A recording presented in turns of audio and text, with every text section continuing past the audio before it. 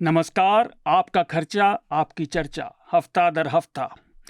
मेरा नाम शार्दुल है और न्यूज़ लॉन्ड्री के साप्ताहिक हिंदी पॉडकास्ट एनएल चर्चा में आप सभी का फिर से स्वागत है।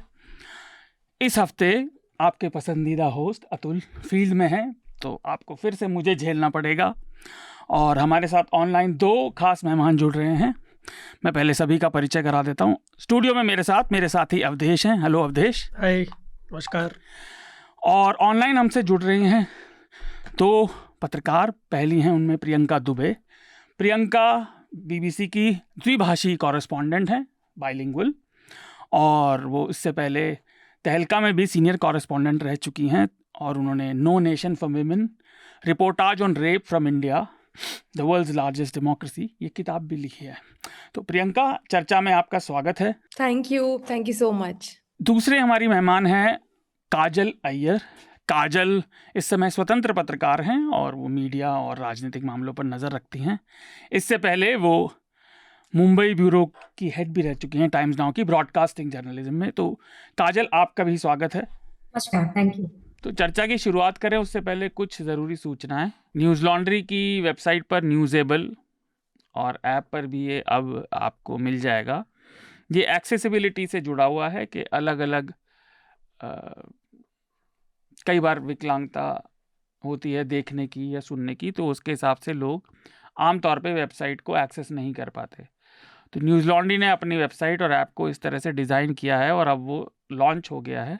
न्यूज़ेबल उसका नाम है कि आप उसमें बहुत तरह की चीज़ें ऐसी पाएंगे जिससे किसी के अंदर कुछ साधारण जो कंटेंट आपको वेबसाइट पर दिखता है उसको कंज्यूम करने में कुछ दिक्कत आती है, तो वो एक्सेसिबिलिटी फीचर्स हैं, जैसे कि कीबोर्ड का नेविगेशन हो गया। डिसलेक्सिक हैं अगर आप, तो कुछ तरह के फ़ॉन्ट, डिसलेक्सिया लर्निंग डिसेबिलिटी होती है, कुछ तरह के फ़ॉन्ट ऐसे हैं जो आपको पढ़ने में आसानी रहेगी।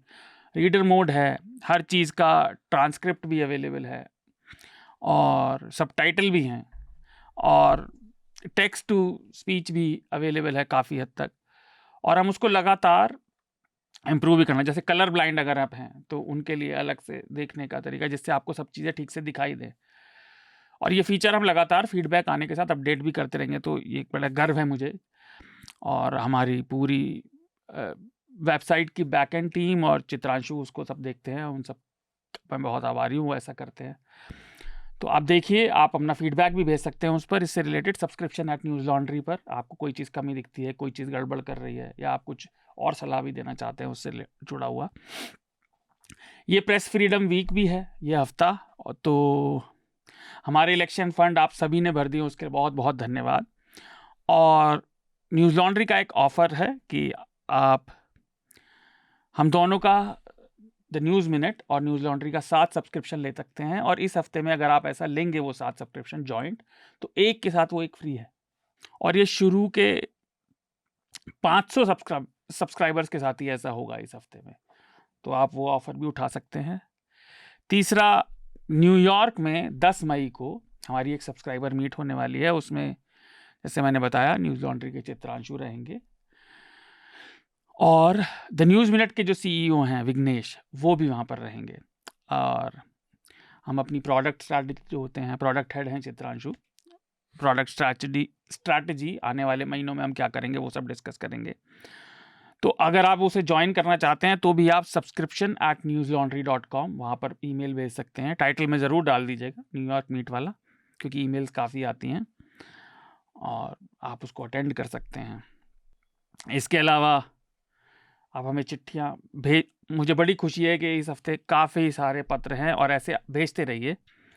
हमें एडजस्ट करना पड़े, मुझे उससे कोई शिकायत नहीं है, समय के मामले में या प्रोडक्शन के मामले में, लेकिन आप पत्र भेजते रहिए। www.newslaundry.com/podcast-letters, या फिर आप हमें ईमेल भी कर सकते हैं podcasts@newslaundry.com और सब्जेक्ट में चर्चा लिखना ना भूलें, जिससे कि हमें आसानी हो आपकी ईमेल ढूंढने में और लाने में। इस हफ्ते की खास सुर्खियां मैं पढ़ देता हूं। अवधेश मेरे साथ हैं, अगर उन्हें कुछ एक आध जोड़नी हो तो वो भी जोड़ सकते हैं। तो इस हफ्ते की हमारी पहली सुर्खी, हमारा बातचीत का मुख्य विषय भी है, पूर्व प्रधानमंत्री HD देवेगौड़ा के पोते और हसन लोकसभा सीट से जो सांसद हैं प्रज्वल रेवन्ना, उनके खिलाफ कर्नाटक पुलिस की एसआईटी ने लुकआउट नोटिस जारी किया। वो क्यों जारी किया? क्योंकि उनके ऊपर असंख्य महिलाओं के, मैं कोई नंबर नहीं दूंगा, नंबर अभी पक्का भी नहीं है, असंख्य महिलाओं का शारीरिक शोषण करने, जोर ज़बरदस्ती, केवल शारीरिक शोषण और यौन शोषण में ही नहीं, उनका वीडियो बनाने और उसके साथ अन्य तरह के गंभीर आरोप है। जैसे मैंने कहा, इस पर आज हम विस्तार से बात करेंगे। क्योंकि ये मामला चुनावों के बीच खुला है तो ये और ज़्यादा गर्मा भी गया है। अगली सुर्खी दिल्ली से है। बुधवार को 1 मई को दिल्ली के करीब 50 स्कूलों में बम होने की सूचना मिली या चेतावनी मिली, धमकी भी कह सकते हैं क्योंकि वो ईमेल के जरिए आई थी। तो ये सारी धमकी ईमेल के जरिए आई थी और फटाफट इन स्कूलों को खाली कराया गया। उस पर अलग अलग एलजी की तरफ से और दिल्ली की शिक्षा मंत्री आतिशी मार्लेना की तरफ से बयान भी आए। बम ढूंढने वाले, उन्हें निष्क्रिय वाले दस्ते वहाँ पहुँचे, उन्होंने तलाशी भी ली। अंततोगत्वा कोई बम नहीं मिला, लेकिन तब भी सब इस समय थोड़ा ज़्यादा सावधानी बरते हुए हैं, चेते हुए हैं, क्योंकि चुनाव का सीज़न भी है। जो ईमेल आई थी उसमें जिक्र किया गया था कि ये एक तरह का जिहाद है, लेकिन अभी इसकी जिम्मेदारी किसी ने नहीं ली है, किसी संगठन ने, और स्कूल एहतियात जैसा मैंने बताया बरत ही रहे हैं। अगली सुर्खी वैक्सीन से जुड़ी है। तो रविवार को द टेलीग्राफ, यूके वाला, उसने खबर छापी कि एस्ट्राजेनेका जो कंपनी है, उसने पहली बार दस्तावेज़ों में ये बात स्वीकार करी कि उनकी जो कोविड वैक्सीन थी, जिसे भारत में कोविशील्ड के नाम से जाना गया, से कुछ दुर्लभ मामलों में, रेयर मामलों में साइड इफ़ेक्ट हो सकते हैं, जिसमें टीटीएस यानी थ्रोम्बोसिस विद थ्रोम्बोसाइटोपिनिया सिंड्रोम हो सकता है। थ्रोम्बोसिस विद थ्रोम्बोसाइटोपिनिया सिंड्रोम क्या होता है? उसमें आपकी प्लेटलेट काउंट घट जाती है और उसके साथ साथ ब्लड क्लॉट, रक्त के थक्के धमनियों में जाने का संभावना रहती है, लेकिन ये रेयर चांस है। ऐसा उन्होंने अदालत में जो दस्तावेज दाखिल किए वो इसलिए किया क्योंकि उनके ऊपर 50 से ज़्यादा मामलों ने क्लास एक्शन लॉसूट दाखिल किया गया है और लॉसूट का मेन मुद्दा यह है कि उन्हें वैक्सीन मिलने से किसी प्रकार की क्षति पहुंची। तो ये मामला विचाराधीन है, अभी और डिटेल आनी बाकी है, लेकिन मैं इतना ज़रूर कहूँगा कि कोई भी व्यक्ति जो चिकित्सा विज्ञान को समझता है वो आपको बताएगा आज तक ऐसी कोई दवाई नहीं बनी जिसका कोई साइड इफ़ेक्ट ना हो। तो इस तथ्य को आप ध्यान में रखें इस केस के बारे में पढ़ते हुए। इस हफ्ते प्रधानमंत्री भी फिर से भाषणों की वजह से सुर्खियों में रहे और तेलंगाना की जहीराबाद लोकसभा क्षेत्र में उन्होंने भाषण देते हुए कहा कि जब तक वह जिंदा रहेंगे, और मैं कोट कर रहा हूँ, जब तक वह जिंदा रहेंगे तो वे दलित, आदिवासियों और अन्य पिछड़ी जातियों का आरक्षण संप्रदाय के आधार पर मुसलमानों को नहीं मिलने देंगे। ये बात भारत के प्रधानमंत्री ने कही, और इसलिए क्योंकि अविभाजित आंध्र प्रदेश जो था तेलंगाना बनने से पहले 2004 और 9 में जो चुनाव हुए थे उसमें मुसलमानों को भी पिछड़ा वर्ग में लाकर उनकी आर्थिक और सामाजिक स्थिति की वजह से आरक्षण का फायदा राज्य में दिया गया था। प्रधानमंत्री ने यह भी कहा कि कांग्रेस ने तेलंगाना में 26 जातियों को तो ओबीसी डिक्लेयर करने में देरी दिखाई है, लेकिन मुसलमानों को रातों रात ओबीसी घोषित कर दिया। तो आप समझ ही सकते हैं प्रधानमंत्री कैसे प्रेम और सौहार्द का संदेश पूरे देश में दे रहे हैं। और अगली सुर्खी उत्तराखंड से।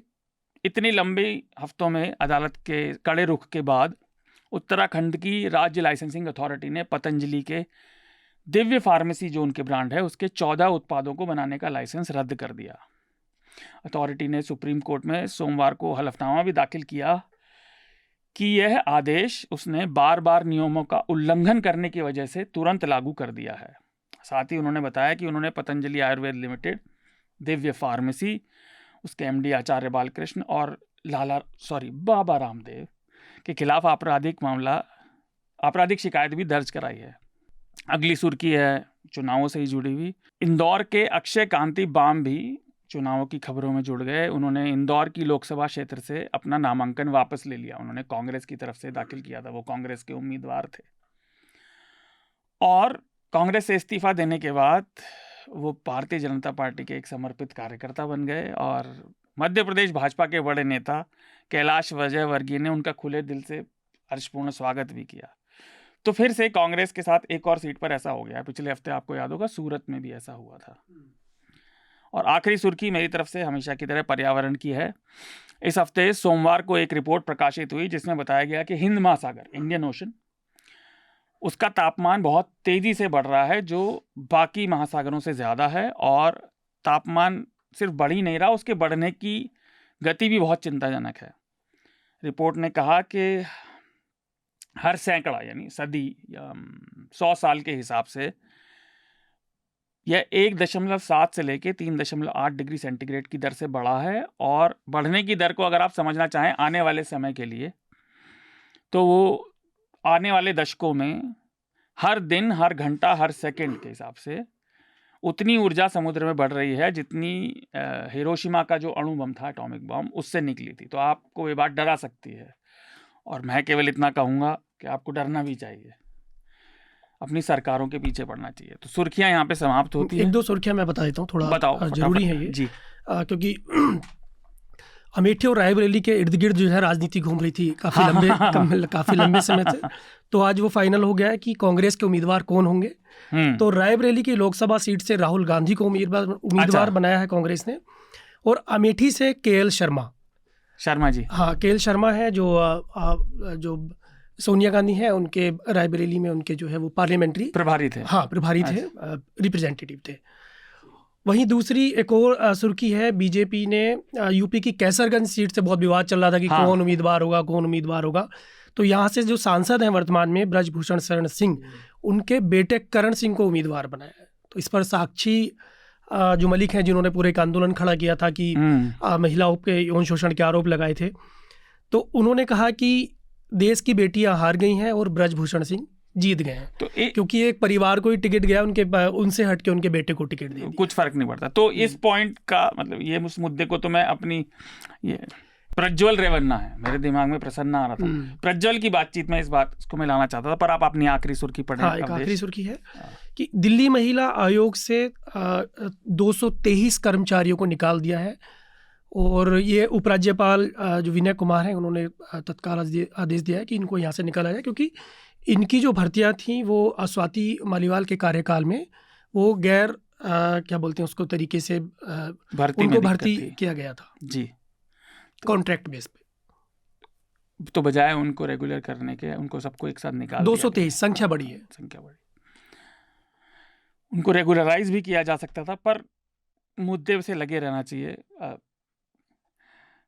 मैं अपने दोनों मेहमानों के पास पहले जाऊं, उससे पहले मैं बहुत छोटी सी रूपरेखा में बता देता हूं, जिससे कि बातचीत संदर्भ के साथ आगे बढ़ जाए। तो मैंने जैसे जिक्र किया, प्रज्वल रेवन्ना ये हैं एचडी देवेगौड़ा के पोते। एचडी रेवन्ना जो उनके बेटे हैं, उनके लड़के हैं ये, और ये हसन से सांसद हैं अभी भी और फिलहाल भी इन्हें टिकट मिला हुआ है। हासन गौड़ा परिवार की पारंपरिक सीट है, खानदानी सीट भी है। और ये मामला बाहर आया है भाजपा के देवराज गौड़ा के लाने पर, और वो इसमें एक ऐसे व्यक्ति विसल ब्लोअर की तरह निकलकर उभरे हैं। और उन्होंने ये भी कहा कि वो खुद भी प्रज्वल के भुक्तभोगी हैं। उन्होंने इंटरव्यू भी दिया था कुछ महीने पहले कि इस तरह के शोषण में एक जो विक्टिम है वो उनकी अपनी पत्नी भी है, उनका परिवार भी एक विक्टिम है। लेकिन तब ये बात मेन स्ट्रीम मीडिया में सामने नहीं आई, मैं भी कहूँगा हमें भी पता नहीं चला। लेकिन अब ये बात बाहर आई है और उसमें पता चला कि उन्होंने भाजपा की कार्यकारिणी को टिकट बंटने से पहले पत्र लिखा लंबा, और जिसमें साफ साफ लिखा था कि हमें इस बात की चिंता करनी चाहिए, इस व्यक्ति के ऊपर ऐसे आरोप लगे हैं, क्योंकि ये आरोप पिछले साल मार्च से लेकर जून के आसपास तक बाहर आने शुरू हो गए थे। और इत्तफाकन देवराज गौड़ा रेवन्ना के ड्राइवर के वकील थे, और उसने कहा था ड्राइवर ने कि दिसंबर में कि उसकी पत्नी का भी प्रज्वल रेवन्ना और उनकी मां ने अपहरण किया है। तो ये एक बेसिक रूपरेखा है। अब पार्टियां दोनों एक दूसरे पर आरोप लगा रही हैं। भाजपा कह रही है कि कानून व्यवस्था राज्य का कार्य क्षेत्र है, law and order state responsibility है। तो कांग्रेस ने ऐसा क्यों नहीं किया, गैग ऑर्डर था, ये सारी बात अंदर खाने चल रही थी। और स्वाभाविक सी बात है कि भाजपा का खुद का नेता ऐसा कह रहा है तो भाजपा के ऊपर भी आरोप लग रहे हैं और लगने भी चाहिए कि उन्होंने ऐसे व्यक्ति को टिकट क्यों दिया। एक छोटी सी बात और फिर मैं अपने पैनलिस्ट के पास जाऊंगा। उनका परिवार कह रहा है इस बीच में, क्योंकि वो फरार है, उनके खिलाफ लुकआउट नोटिस जारी हुआ है, परिवार कह रहा है कि वो कुछ भागे नहीं है, ये तो एक प्री प्लान छुट्टी थी। लेकिन ये अजीब सी बात है कि एक सांसद पारिवारिक पार्टी का, जिसके को 3 ही सीट मिली हैं, वो चुनाव प्रचार के बीच में गायब हो जाए, क्योंकि चुनाव तो अभी चल रहे हैं, स्टेट में आधी सीटों पर अभी चुनाव हुए नहीं। तो ये एक पृष्ठभूमि है इस पूरे मामले की। मैं सबसे पहले जाना चाहूँगा काजल के पास। पहले हम काजल के पास ही चलते हैं। तो काजल, आप मुझे बताइए, इसमें बहुत सारी बातें जुड़ी हैं, जैसे अवधेश ने भी जिक्र किया, जो मैंने आपसे कहा भी था जब हम चर्चा करेंगे, क्योंकि इसमें एक राजनीतिक हिपोक्रेसी भी है हर तरफ से। हर कोई अपने फायदे के लिए महिलाओं के मुद्दों का इस्तेमाल कर रहा है। लेकिन हम उससे पहले आए, या मैं कुछ सवाल पूछूं, आप इस मामले को कैसे देख रहे हैं, एक ऐसे पत्रकार के नाते जिसने किताब तो लिखी है लेकिन लंबे समय तक, मतलब इसका सिर्फ महिला रिपोर्टर होने से मेरा सवाल का मतलब यह है कि इसका सिर्फ महिला रिपोर्टर होने से लेना देना नहीं है। ये हिपोक्रेसी अपने आप में बड़ा घृणित है, और एक महिला रिपोर्टर होने के नाते मैं आपसे और कैसे सवाल पूछूं? ये सवाल ना चाहते हुए भी ऐसे ही पूछा जाएगा। जी, पहली बात तो ये है कि एक बात से मैं सहमत हूँ कि कल कांग्रेस ने जो कहा कि ये जो पूरा मामला है वो कोई सेक्स स्कैंडल नहीं है। आमतौर पर हम देखते हैं कि कहीं ना कहीं कंसेंशुअल, नॉन कंसेंशुअल या अपनी अथॉरिटी का इस्तेमाल करके जो पॉलिटिशियंस औरतों के साथ बदसलूकी करते हैं उसको सेक्स स्कैंडल का नाम दिया जाता है। हालांकि इस मामले में ये सेक्स स्कैंडल नहीं है। अंग्रेजी में एक शब्द है जिसको कहते हैं परवर्जन। Yes. ये परवर्जन है, ये एक तरह की मानसिक बीमारी है और एक तरह की सत्ता की जो इनकी जो एरोगेंस है उस पे, उसकी वजह से ये मुमकिन हो सका है। अब आप देखिए, मामूली तौर पर जब औरतों पर अत्याचार होते हैं तो हम काफी मुद्दे खड़े करते हैं कि देखिए जो लोग ऐसा करते हैं वो फ्रस्ट्रेटेड होते हैं, या उनको सेक्स एजुकेशन नहीं मिला होता है, या बहुत सारी ऐसी बातें कही जाती हैं। पर इनमें से कोई भी चीज प्रज्वल रेवन्ना के लिए लागू नहीं होती है। वो काफी शक्तिशाली परिवार से हैं, उनके दादा देश के प्रधानमंत्री रह चुके हैं। जी। ऐसी कोई भी जरूरत उनकी नहीं रही होगी जो पूरी नहीं की जा सकती होगी। और ये जो एक सोसाइटल एक्सेप्टेंस है जो हम कहते हैं कि हाँ भाई कोई ना कोई पॉलिटिशियन है तो उसका 1-2 अफेयर्स तो होना लाजमी ही है, जायज ही है, ये वाला जो माइंडसेट है ये इसको आगे बढ़ाता है। और दूसरी बात ये कि बहुत सारे जो, अब देखिए भाजपा हमेशा डायनास्ट के खिलाफ बोलते रहती है, पर यहाँ ये खुद एक डायनास्ट ही है। और ये भाजपा ने जवाब देना चाहिए कि आप ये क्यों नहीं देख रहे कि जिस तरह की डायनास्टी की बात आप हमेशा करते रहते हैं कि डायनास्टी की वजह से लोगों में जो बच्चे होते हैं उनको अपने खराब कर्मों के का डर मिट जाता है, वो आप यहाँ पे लागू क्यों नहीं करते। दूसरी एक बात, beyond the politics of it all, ये समाज के लिए एक बहुत ही चिंता का विषय है कि बहुत सारे ऐसे यंगस्टर्स आजकल, बहुत सारे ऐसे केसेस आ रहे हैं जहाँ पे औरतों के साथ शोषण तो होता ही है, उनके वीडियोस रिकॉर्ड होते हैं और उस वीडियो को लेकर फिर बाद में उनको ब्लैकमेल किया जाता है। अब अगर आप एक बहुत ही पावरफुल फैमिली के, एक बहुत ही नामी गिरामी फैमिली के किसी व्यक्ति को इस ऐसी हरकत करने के बाद उसको कोई सजा नहीं होती है, तो मैसेज क्या जा रहा है समाज में? मैसेज ये जा रहा है कि अगर आप भी चाहें तो आप किसी औरत का शोषण कर सकते हैं और आप पे कोई कार्रवाई नहीं होगी, क्योंकि आपके पास वीडियो है और ये औरत की बदनामी होने वाली है जी। इस वजह से। ये जो चीज है, ये जो मानसिकता है, वो कहीं ना कहीं भाजपा इन पे एक्शन नहीं करने की वजह से और बढ़ती दिखाई दे रही है। जी काजल, तो देखिए, एक तो ये हमारे समाज का विकार है ही, और प्रियंका, मैं अब आपके पास आ रहा हूँ।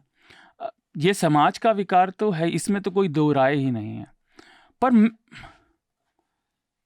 मैं सत्यता से बताता हूँ, एज अ हेटेरोसेक्सुअल मेल मैं फिर से आपसे भी उसी पृष्ठभूमि से सवाल करूंगा, कम से कम पहला, कि मैं नहीं चाहता मैं आपसे एक महिला पत्रकार के नाते सवाल करूं, लेकिन मेरे पास और इस सवाल को पूछने का और कोई तरीका नहीं। और उसमें अगर आप टिप्पणी कर सके, आपके जो शुरुआती इस चीज़ पे पॉइंट ऑफ व्यू है, लेकिन उसके अलावा ये चीज़ जो काजल ने ध्यान में लाई कि आमतौर पर इनको सेक्स क्राइम या स्लीजी क्राइम के उस पर देखा जाता है, लेकिन ये अभी भी हमारे पॉपुलर कल्चर में समझ कम है कि इस तरह के अपराध सेक्सुअल सैडिज्म से या पावर से तो जुड़े हुए होते ही हैं, मतलब खास तौर पर पावर से जुड़े हुए होते हैं बजाय किसी सेक्सुअल डिप्राविटी या lack of sex of education के। तो आपकी टिप्पणी पहली इस पर विस्तार से जैसे भी आप करना चाहें। मैं एक तो काजल की बात से एग्री भी करती हूँ। मुझे ऐसा लगता है, जो मेरे फर्स्ट थॉट्स हैं इस पर, कि एक तो बहुत ही ये बहुत दुख के साथ मुझे कहना पड़ रहा है कि बहुत चौंकाने वाली घटना थी जब इतने सारे वीडियोस की बात सामने आई, और मगर साथ ही साथ चौंकाने वाली घटना नहीं भी थी, क्योंकि हिस्टोरिकली मतलब इतना इतिहास हमने देखा है, और इतनी सारी जैसे कहते हैं करंट हिस्ट्री, यानी कि जो जी। रीसेंट पास्ट है, उसमें भी मतलब मैंने खुद भी इतने केसेस, मुझे तकरीबन 1 दशक से ऊपर रिपोर्ट करते हुए, तो ये ऐसा लगता है कि एंडलेस एक सेंस ऑफ सैडनेस आता है, ग्रीफ भी है, एंगर होता है, मगर एंडलेस लगता है। जब आपने संख्या देखी कि इतने सारे वीडियोस हैं, तो आपको ये समझ में आता है कि किस इम्प्यूनिटी तो है, मगर किस लेवल की इम्प्यूनिटी है। जी। इस केस में मुझे सबसे पहले आसाराम का जो एक मामला था वो भी याद आया, जो मैंने बहुत कवर किया था। तो मुझे लगा कि मुझे उसके बारे में लगता था कि भाई इम्प्यूनिटी बहुत है और बहुत सारे विक्टिम्स हैं, मगर यहाँ पर हमने देखा कि इतने सारे लोग सामने आते हैं। तो मुझे ये लगता है कि हम इस पूरी लड़ाई में, जो वुमेन एम्पावरमेंट का जो पूरा क्वेश्चन है, इसमें पीछे ही आए हैं समय के साथ। और क्योंकि हम जैसे देखते हैं कि टेक्नोलॉजी का यूज अगेंस्ट वुमेन किस तरीके से हो रहा है, और जी। इम्प्यूनिटी की तो हम बात करते हैं कि इम्प्यूनिटी है, मगर उसका लेवल देखिए, आप उसका स्तर देखिए कि इतनी बड़ी संख्या में लोग हैं, और एक ड्राइवर जब विसल ब्लोअर बनता है, मतलब ये जितना सररियल है, इतना फिक्शनल एक उपन्यास के लेवल पर भी पहुंचता है, और इतना सैड है कि ये सच में हो रहा है, कि वो एक विसल ब्लोअर सामने आता है, तब जाकर ये चीजें उजागर होती हैं, और एक जिसे कहते हैं ना कि एक पूरा कैन ऑफ वर्म्स खुलने जी। लगता है। और बहुत ही उसके बारे में it's very, number of victims बहुत शॉकिंग है कि इतने सारे हैं, और इनको कोई किसी तरह का डर नहीं है, कोई कुछ नहीं कर सकता। तो वही बात है, इसमें आगे मेरे पास पॉइंट्स हैं, बट ये मेरे मतलब जो ओपनिंग रिमार्क्स में कुछ बेसिक स्पेसिफिक बातें कहना चाहती हूँ, बट वो मैं जी। आगे जी, तो बोलूंगी। आप कह सकती हैं, बट मैं उसमें एक चीज़ और जोड़ूंगा, जो ड्राइवर की बात बताई प्रियंका ने, तो वो ड्राइवर का भी अगर आप मामले को पढ़ेंगे, अभी हम चर्चा कर ही रहे हैं कि उस ड्राइवर ने भी ये कहा कि मुझे इन्होंने बंदी बनाया, और मतलब उसने भी विसल ब्लोअर बनना, बात खोलनी तब शुरू करी जब ये उसी का बयान है कि उससे जमीन छीनने की कोशिश करी प्रज्वल रेवन्ना ने। जी तो जी जी अगर आप जी जी इसको थोड़ा सा ठंडे दिमाग से सोचे, तो उससे पहले उसको भी दिक्कत नहीं थी, क्योंकि वो 7 नहीं, साल से ड्राइवर था। मगर इसमें एक ये एंगल भी हम इसको इग्नोर नहीं कर सकते कि वो ड्राइवर था, और जी। मतलब उसकी पावर ऑफ पोजीशन पे तो वो लोग थे ही, और उसको डर भी होगा कि अगर मैं बोल भी लूंगा, एक हेल्पलेसनेस होती है लोगों को। जो लोग आपसे पोजीशन ऑफ पावर के लोग जब अब्यूज करते हैं, सेक्सुअल अब्यूज और तरह तरह के अब्यूज, तो जो लोग नीचे होते हैं, एक उनमें सेंस ऑफ हेल्पलेसनेस को शुरू से क्रिएट करने की कोशिश की जाती है, डराकर धमकाकर, कि तुम कुछ कर भी लोगे तो क्या कर लोगे और कहाँ तक पहुंच जाओगे।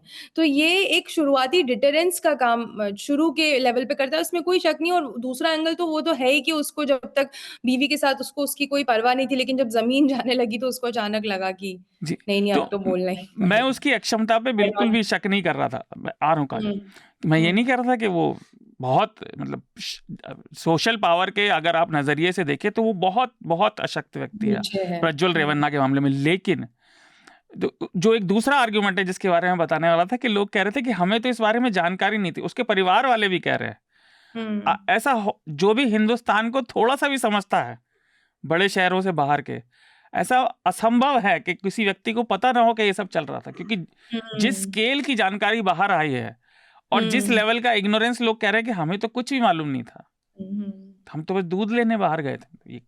मैं उसे ठिठोली में कह रहा हूं, लेकिन ये बात बहुत सीरियस है कि अपने फायदे के लिए नजरअंदाज कर देने की बात जो काजल और प्रियंका दोनों ने कही समाज में, वो हमारे समाज में लोग बहुत आसानी से कर लेते हैं। इतनी आसानी से होना नहीं चाहिए। लेकिन मैं प्रियंका और काजल के पास दोबारा जाऊं। अवधेश, आप अगर शुरू में कुछ कहना चाहें, फिर हम चर्चा को आगे बढ़ाएंगे। मैं तो यही कहूँगा कि जो रेवन्ना ने किया ये सरासर गुंडई है एक तरह की, शुद्ध भाषा में। और इसने अपने पद पे रहते हुए उन लोगों का शोषण किया जो उसके इर्द गिर्द लोग थे। शुरुआत उसने अपने घर से की, जहाँ एक महिला, और वो महिला भी मतलब उसकी मम्मी की रिश्तेदार हुआ करती थी, जिनके साथ उसने पहली बार ये सब काम किया जी।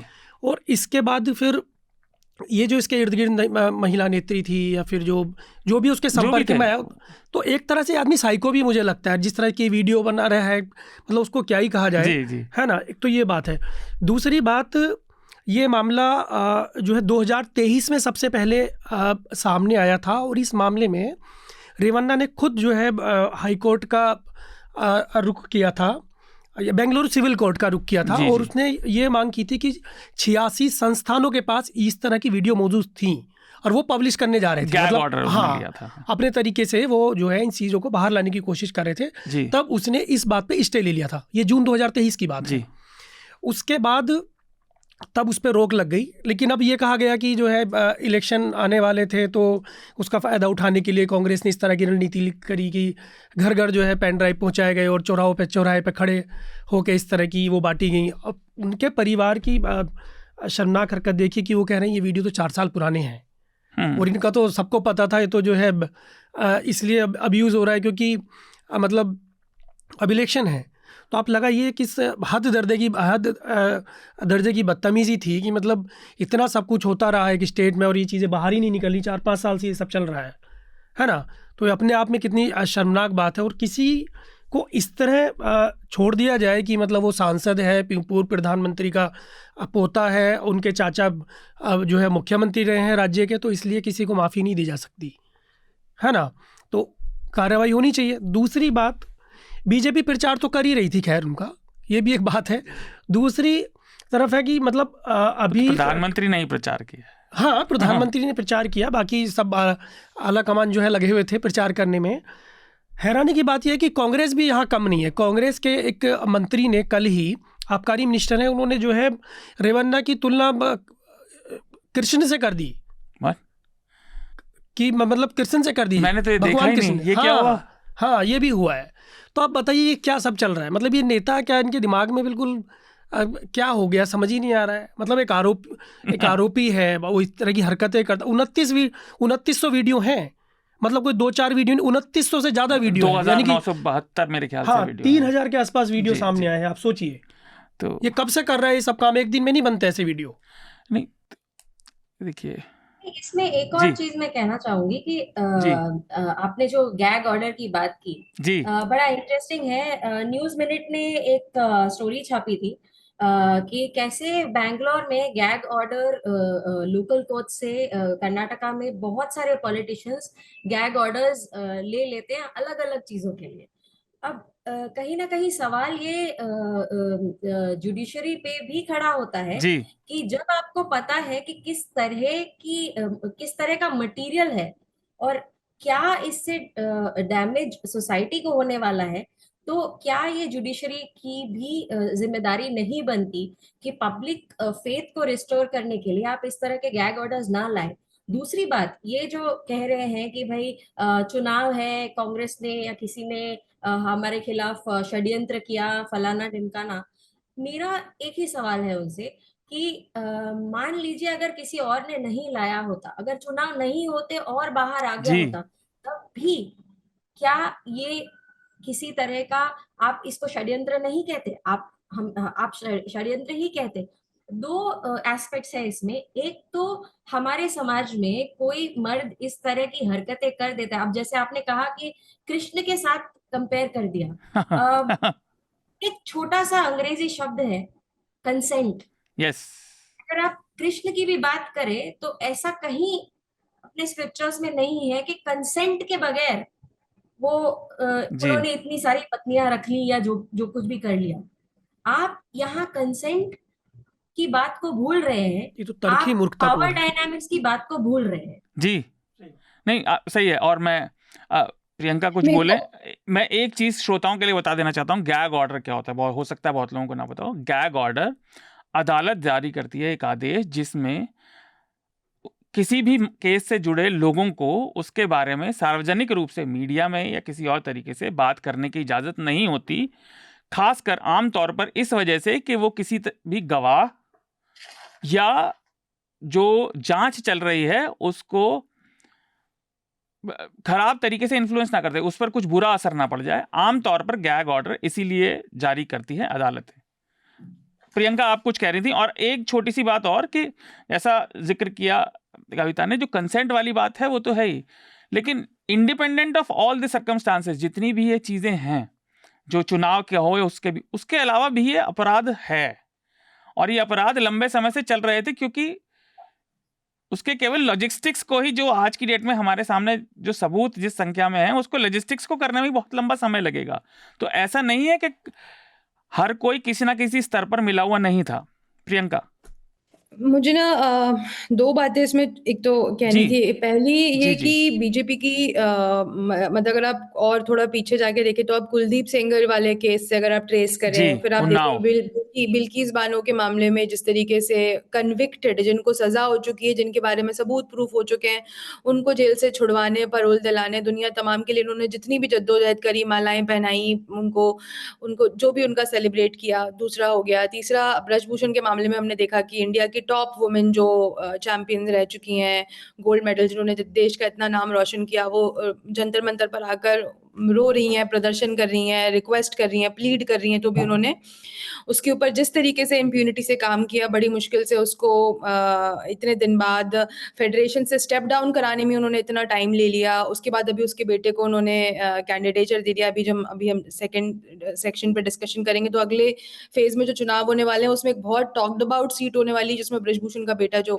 जी खड़ा हुआ है। तो उन्होंने उनको वहां से खड़ा कर दिया, करण उनको बेटे को खड़ा कर दिया, मतलब, और उसकी उसी को कनेक्ट करिए आप यहाँ पर आकर कि जब गैग ऑर्डर आ चुका था और ये सारी बात थी 2023 जून में, तो सबको मालूम था कि ऐसा कुछ चल रहा है, there is a gag order, कुछ तो कंट्रोवर्शियल यहाँ पर हो रहा है। मगर फिर भी मतलब दो पार्टियां जो पहले से इतने वर्षों से आर्च राइवल्स रही हैं, मतलब जनता दल सेक्युलर और बीजेपी, जो इतनी आर्च राइवल्स रही, जिनकी हिस्ट्री एक दूसरे का गला, मतलब इतनी कड़ी आर्च राइवल जी पार्टीज एक साथ एक कैंडिडेट चुनती हैं और उनको कोई नहीं मिलता दुनिया में, वो उसी को चुनती हैं जिसके बारे में उनको मालूम है कि अभी गैग ऑर्डर इन्होंने इशू करवाया है। तो there is some hint very, अगर वो मुंह पे मना भी करेंगे नहीं नहीं हमें तो नहीं पता था, मगर जब gag order, there is some legislation going on, एक प्रोसेस चल रहा है जिसकी पूरी चर्चा हुई है, तो ये पब्लिक डोमेन में है कि ऐसा कुछ चल रहा है, तो उन्होंने एक उतने कॉन्ट्रोवर्शियल आदमी को चुना। उसके बाद अभी हमने डिटेल्स में आया है कि ये सबके सामने आने से पहले एक चिट्ठी लिखी गई थी वहां के लोकल भाजपा यूनिट को भी लिखी गई थी बताते हुए, तब भी कुछ नहीं हुआ। जब तक पब्लिक प्रेशर नहीं बना, जब तक लोगों ने इनको क्रिटिसाइज करना, गालियां देना और क्रिटिकल होकर एंगर, जब तक पब्लिक आउटरीच नहीं हुआ, तब तक इनके अंदर कोई, अंदर से इनके अंदर एक्शन की कोई बात नहीं हुई। इसका मतलब है कि ये लोग कानून से, जो सिस्टम है हमें क्या बता रहा है, अगर आप उसको हिस्टोरिकली डिकोड करें, अगर आप उसको समझने की कोशिश करें कि ये कानून से रेगुलेट नहीं होते हैं। पब्लिक आउटरीच से भले ही इनमें थोड़ी बहुत एक्शन आ जाए और वो कुछ काम करें, बट वो जो मिनिमम लीगल स्टैंडर्ड्स हैं, जो मिनिमम लीगल प्रोसीजर है, उसको रिस्टोर करने में करंट एस्टैब्लिशमेंट की कोई रुचि नहीं है। अब पर नहीं, आपकी बात सही है। देखिए, न्याय नीति के सिद्धांत नहीं करते, वह पब्लिक में कीचड़ उछलता है तभी ये लोग हिलते हैं। ये इतना विचित्र सा है। काजल आप भी अपनी टिप्पणी करें और उसके बाद अवधेश भी। लेकिन विचित्र बात है कि जेडीएस भाजपा को डिनायबिलिटी दे रही है। एचडी कुमारस्वामी ने कहा कि नहीं, उन्होंने तो हमें सीट दे दी थी, कैंडिडेट चुनने में उनका कुछ लेना देना नहीं था। वो अपने भतीजे के खिलाफ भाजपा को डिनायबिलिटी दे रहे हैं। ये एक विचित्र सा मामला है। ये ही इज ऑल्सो मतलब वो पहचान रहे हैं कि भाजपा जीतेगी, ये बड़ी पार्टी है, भतीजे को साइड करो, अपनी सत्ता को जितना बच सकती है बचाओ। मूल्य, नैतिकता, ये सब गई भाड़ में। अभी इशू ये है कि देखिए, ये बात क्यों आ रही है भाजपा के मुंह से कि ये 4-5 साल पुराने वीडियोस है, क्योंकि अगर आपको याद होगा तो कांग्रेस भी जेडीएस के इस साथ थी। पार्टी के साथ थी। तो मेरा सवाल ये है कि यहाँ पक्ष विपक्ष की बात ही नहीं आती है, यहाँ अपॉर्चुनिज्म की बात है, पॉलिटिकल अपॉर्चुनिज्म की बात है। जिस पार्टी को जिस समय लगा कि इस ये छोटी सी पार्टी अगर हमारे साथ आ जाए और इसका जो मुख्य परिवार है, एचडीके की फैमिली हमारे साथ आ जाए, तो हम इनकी सारी गलतियां, इनके सारी चीजें माफ कर लेंगे। जी।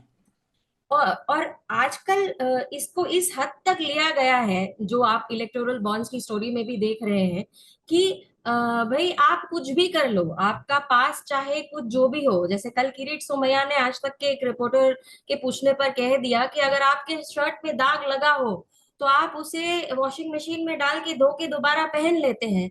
उसी हिसाब से समझ लीजिए कि ये बाकी के लीडर्स के लिए नई लीज ऑफ लाइफ है। सो वाह।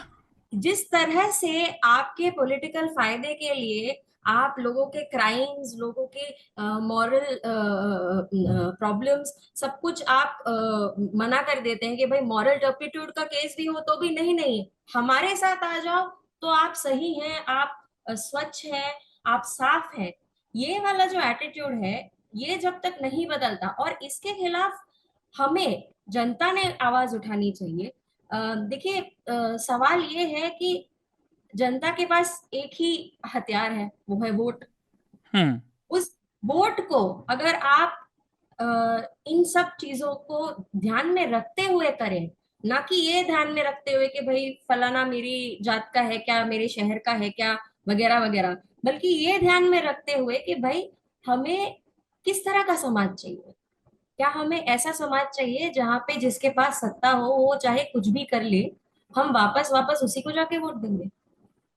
या जब तक जनता ये बात not just in protest but also electorally नहीं चेंज करती, तब तक ये मिली भगत चलती रहेगी पार्टीज की। पार्टीज के मन में डर बैठना चाहिए कि अगर हमने इस तरह के किसी व्यक्ति को टिकट दिया, उसके लिए वोट मांगे, तो हमारी खैर नहीं।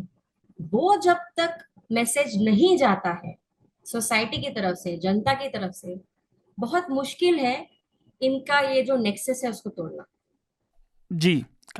अवधेश, मैं आपके पास आऊँ। मुझे जो ये बात काजल ने उठाई मुझे ठीक लगी कि आज की डेट में राजनीतिक निष्ठा केवल नाम की रह गई है। वो पार्टी या नेता स्पेसिफिक नहीं होनी चाहिए, वो मूल्य स्पेसिफिक होनी चाहिए। पर आज की डेट में ये बात अब कहने लायक भी नहीं बची।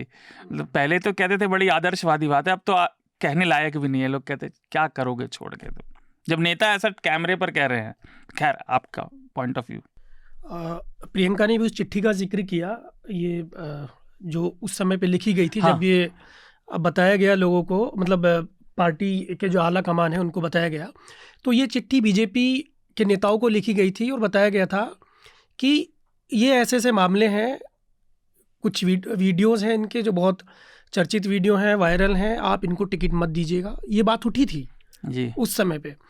तो बीजेपी ने उसको दरकिनार कर दिया और कहा कि ये फैसला अब जो है वो जेडीएस का, वो किसको टिकट देती है, किसको टिकट नहीं। हमारी प्रायोरिटी पे ये है कि हमारा गठबंधन होना चाहिए जी, ठीक है। हम वो अपना वहाँ राजनीतिक लाभ देख रहे थे, तो उनका राजनीतिक लाभ ये था कि हमारा जेडीएस से गठबंधन हो जाए, हमारी किसी तरह राज्य में जो है सीटें बढ़नी चाहिए, ना कि किसको टिकट देना है, किसको नहीं टिकट देना। तो ये सब कुछ पहले से क्लियर था कि किसकी सीढ़ियाँ हैं, किस पे क्या आरोप है, सबको पता था ऊपर से नीचे तक। वो चिट्ठी है, मार्केट में वो डिटेल है। मैं अभी तक मैंने पढ़ा नहीं था, पर आप अपने बात की, अब मैं पढ़ के नाम बता दूंगा कौन कौन था उस मीटिंग में। हाँ, तो उसके बावजूद ये सब हुआ। और देखिए, दूसरी बात मैं कहीं पढ़ रहा था कि ये परिवार जो है ये आदतन अपराधी है, ये परिवार, गौड़ा परिवार। हाँ, सारे राजनीतिक परिवार वैसे ही हैं। तो इनका ये आरोप जो प्रज्वल रवन्ना है, इन पे ही नहीं है, इनके फादर पे भी आरोप लगे यौन शोषण के। अच्छा। हाँ, इनके फादर पे भी आरोप हैं यौन शोषण के। जो इनके दूसरे भाई हैं उन पे भी आरोप है कि उन्होंने भी वो जो है आज दिन गुंडागर्दी करते हैं। एमएलसी जो हैं, हाँ, जो इनका प्रज्वल के भाई एमएलसी हाँ, वो सांसदी का चुनाव हार गए थे। वो इनके जो भाई हैं दूसरे, वो एचडी कुमारस्वामी के बेटे। हाँ, उनके बेटे की बात कर रहा हूँ मैं, जो चुनाव हार गए थे लोकसभा का। हर्ष नाम है शायद। उन्होंने क्या किया था कि वो भी कहीं पर गए थे, तो उन्होंने लेट नाइट जो है किसी रेस्टोरेंट में गए थे वो अपने दोस्तों के साथ, वहाँ जो है खाने के लिए कुछ मांग रहे थे, नहीं दिया तो वहाँ भी बदतमीजी हो गई थी। फिर उन्होंने लूटपाट का इल्ज़ाम लगा दिया। इनकी जो मदर हैं, इनकी मदर रेवन्ना की, प्रज्वल हाँ। रेवन्ना की। इनकी माँ ने भी अभी कुछ दिन काफ़ी समय हो गया इस बात को कि वो भी कहीं जा रही थी तो उनके पास गाड़ी थी, 1.5 करोड़ की वो गाड़ी थी, वो किसी से टच हो गई जरा सी, तो जिस बाइक वाले से वो हुई तो उसको वहाँ चिल्लाते हुए उसको पकड़ लिया और रोक लिया, बोले तेरे को पता है इसको कितने रुपए की गाड़ी है, बताया उसको कि ये 1.5 करोड़ की गाड़ी है, अब इसका जो तूने नुकसान किया उसमें 50 लाख रुपए खर्चा आएगा। तो किसी जो पुलिस पर एक मौजूद, जिला परिषद के अध्यक्ष के बाद 1.5 करोड़ की गाड़ी के लिए पैसे कहाँ से आए, किसी ने नहीं पूछा। अब वो प्रधानमंत्री जो पूर्व प्रधानमंत्री हैं उनकी बहू हैं वो, तो ये सवाल आप समझ सकते हैं कि कहाँ से पैसा आया कहाँ से नहीं आया। और वो तो मतलब ये परिवार का जो है पुराना इतिहास रहा है कि कहीं ना कहीं वो अपना जो दबंगई है उनकी जी। उस क्षेत्र में वो है, उनका रोला है, और ये उसको समय समय पे ये बताते रहते हैं। अब वरना ये इतना बड़ा मामला हुआ है, अब समझिए 4 साल से सब चल रहा है, सब छिपाए बैठे हैं, किसी को पता ही नहीं है, ये चीज़ें बाहर ही नहीं आ रही हैं। हम यहाँ दिल्ली में बैठ के अब पता चल रहा है कि भाई ये सब चीज़ें हरकतें हुई हैं उस स्टेट में। ये कितनी हैरान करने वाली बात है। ये ठिठोली हम कर रहे हैं तो श्रोता ऐसा ना समझे हम विषय को हल्के में ले रहे हैं, पर आपको कई बार ये समझना होगा कि बड़ी विडंबना की स्थिति हो जाती है कि सारी बातें पता होते हुए भी किसी को नहीं पता थी। और मैं नाम गिना देता हूँ, फिर मैं इस विषय पर अंतिम टिप्पणी लूंगा सबसे। तो जो जिक्र किया पहले प्रियंका ने भी, काजल ने भी और अवधेश ने भी, तो एक मीटिंग हुई थी, इंडियन एक्सप्रेस की रिपोर्ट बताती है कि उसमें कई सीनियर भाजपा नेता थे, जिसमें थे पूर्व विधायक और स्टेट के general secretary Preetam J Gowda, Sakleshwar के MLA cement Manju, former MLA A T Ramaswamy, जिले के बीजेपी अध्यक्ष सिद्धेश नागेंद्र और पूर्व जिला अध्यक्ष योग रामेश और कई और तहसील लेवल के बड़े भाजपा नेता थे। और वो प्राइवेट होटल में मिले थे और उन्होंने जो ये देवराज गौड़ा के जो आरोप थे इसको लेकर उन्होंने आपत्ति जताई थी कि ये दिक्कत हो सकती है। और सोर्सेज ने ये भी बताया था, इंडियन एक्सप्रेस की रिपोर्ट कहती है कि जो केंद्रीय गृह मंत्री अमित शाह जी हैं उनके पास, मतलब उन्होंने एचडी कुमारस्वामी से हसन में उम्मीदवार बदलने के लिए कहा था क्योंकि इंटेलिजेंस रिपोर्ट्स प्रज्वल के खिलाफ जा रही थी। तो ये इंडियन एक्सप्रेस की रिपोर्ट ने कहा है 2 दिन पहले की। तो जो बाकी सारी बात लोग कह रहे हैं आपसे टीवी के चैनलों पर के पता नहीं था, ये बिल्कुल गौण है। और आखिरी टिप्पणी से पहले एक बात और जो अवधेश ने उन्होंने कहा, हमने पहले भी जिक्र किया कि कर्ण सिंह बृजभूषण सिंह के लड़के हैं, उन्हें कैसरगंज से भाजपा ने उम्मीदवार बना दिया। बृजभूषण सिंह कुश्ती संघ के अध्यक्ष थे, जिनके खिलाफ चर्चा में विस्तार पर बात हुई है कि जो प्रदर्शन जिस तरह से भारत के टॉप के पहलवानों ने किया, लंबे समय तक किया, उनकी सुनवाई नहीं हुई, फिर सरकार ने वादा किया और आज भी ढाक के वही 3 बात हैं। केवल लोकसभा का टिकट पिताजी से लड़के के पास पहुंच गया है। ये भारत की विडंबना है कि आप देखिए, सार्वजनिक नायक जिनके ऊपर फिल्में बनी है, जो सुपरहिट फिल्में हैं, चाहे वो सोनम वांगचुक हो और चाहे ये महिलाएं, इनको कोई न्याय नहीं है। प्रदर्शन करने के बाद भी, खुलकर सामने आने के बाद भी न्याय नहीं मिला। ये हमारे समाज की विडंबना है।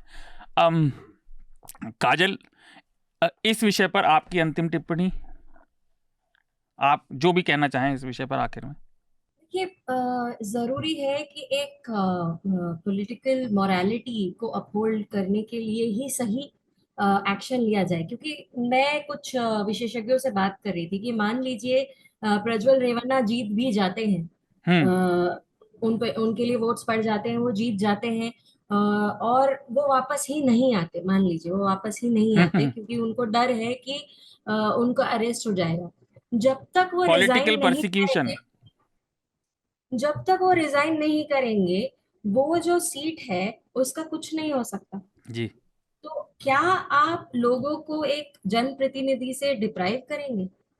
क्या आप चाहते हैं कि आपकी पॉलिटिकल एक्सपीरियंस या आपकी जो पॉलिटिकल अपॉर्चुनिटी है वो इतनी बड़ी है, और वैसे तो भाजपा कह रही है कि हम 400 पार जाएंगे, पता नहीं कितने ही पार जाएंगे, तो क्या एक सीट आपके लिए इतनी जरूरी है कि आप किसी भी हद तक उस सीट को बचाने के लिए जाएंगे?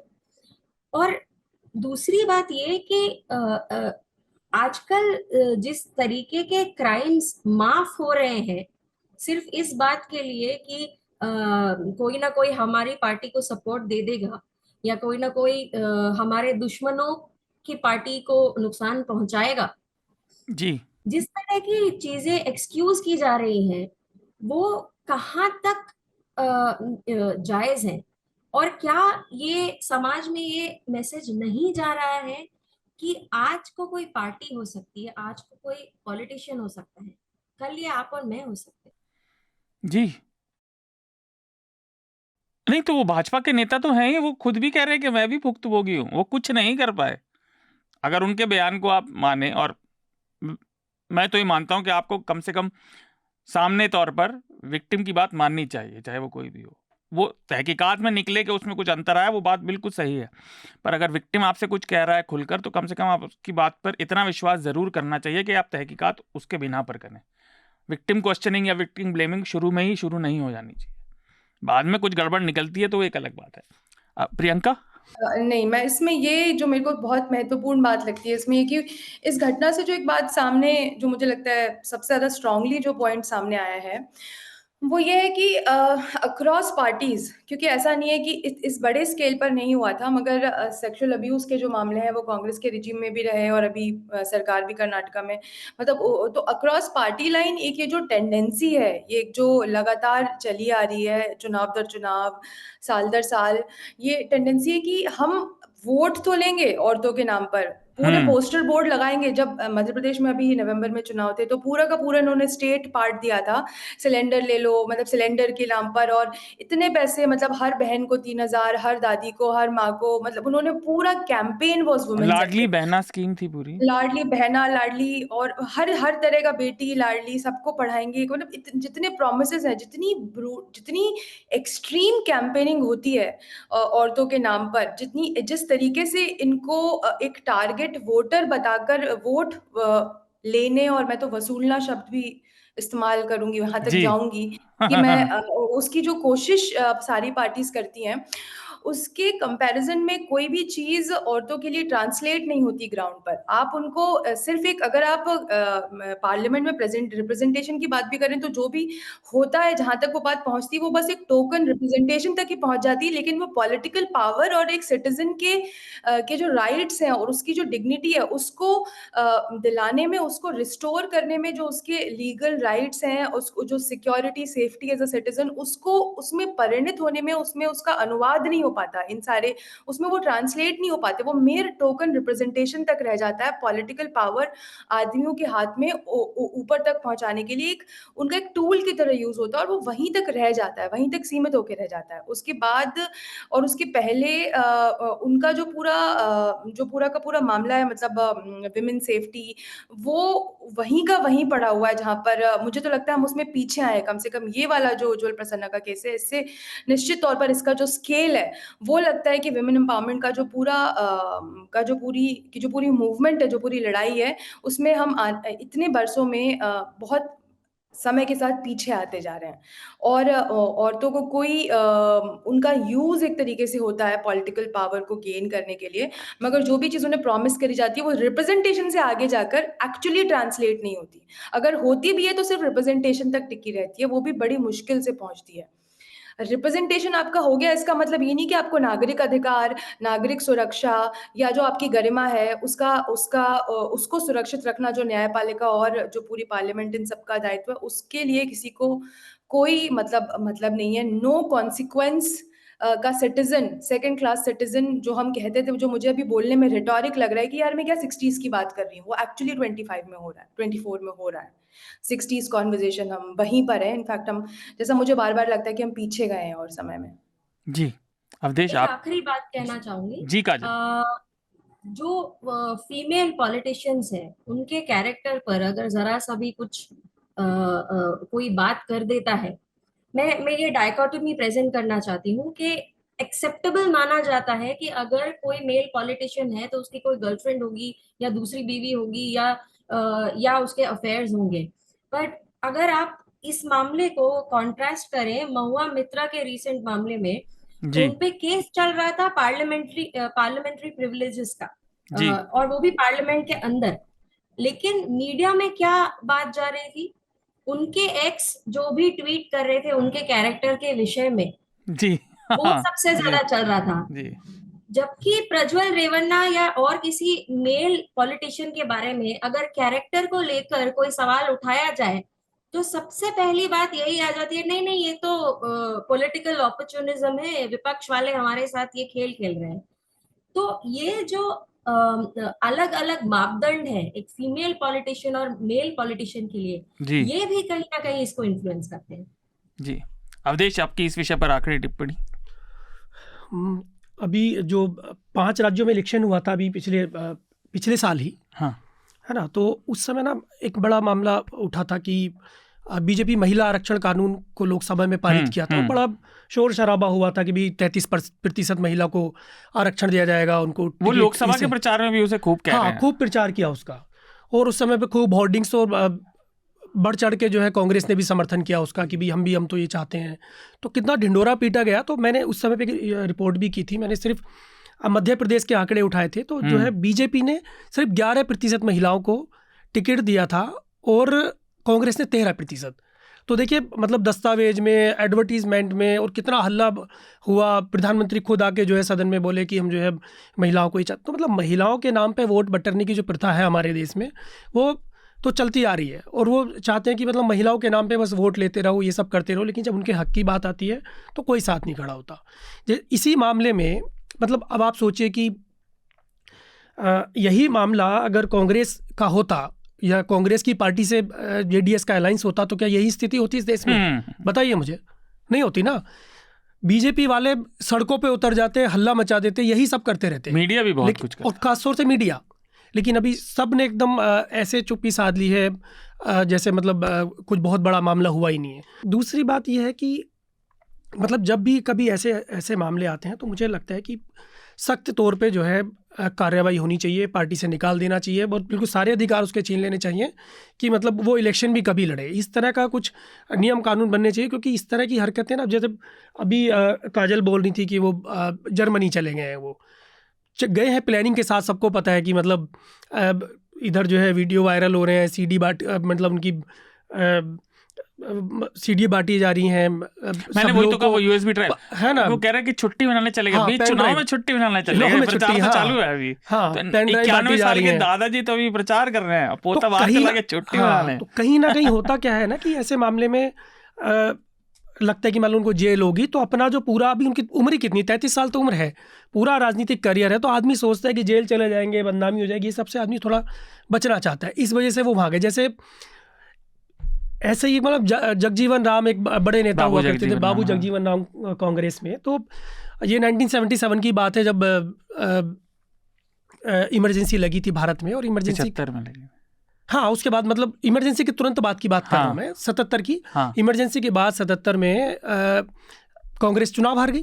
कांग्रेस चुनाव हारने के बाद जगजीवन राम जो है, मतलब चुनाव के हार के मतलब इमरजेंसी के खिलाफ जगजीवन राम जो है वो जनता पार्टी में चले गए। वो जनता पार्टी में जाने के बाद वो वहाँ पे थे। तो क्या हुआ कि उस समय पे मेनका गांधी की एक मैगजीन हुआ करती थी, सूर्या मैगजीन।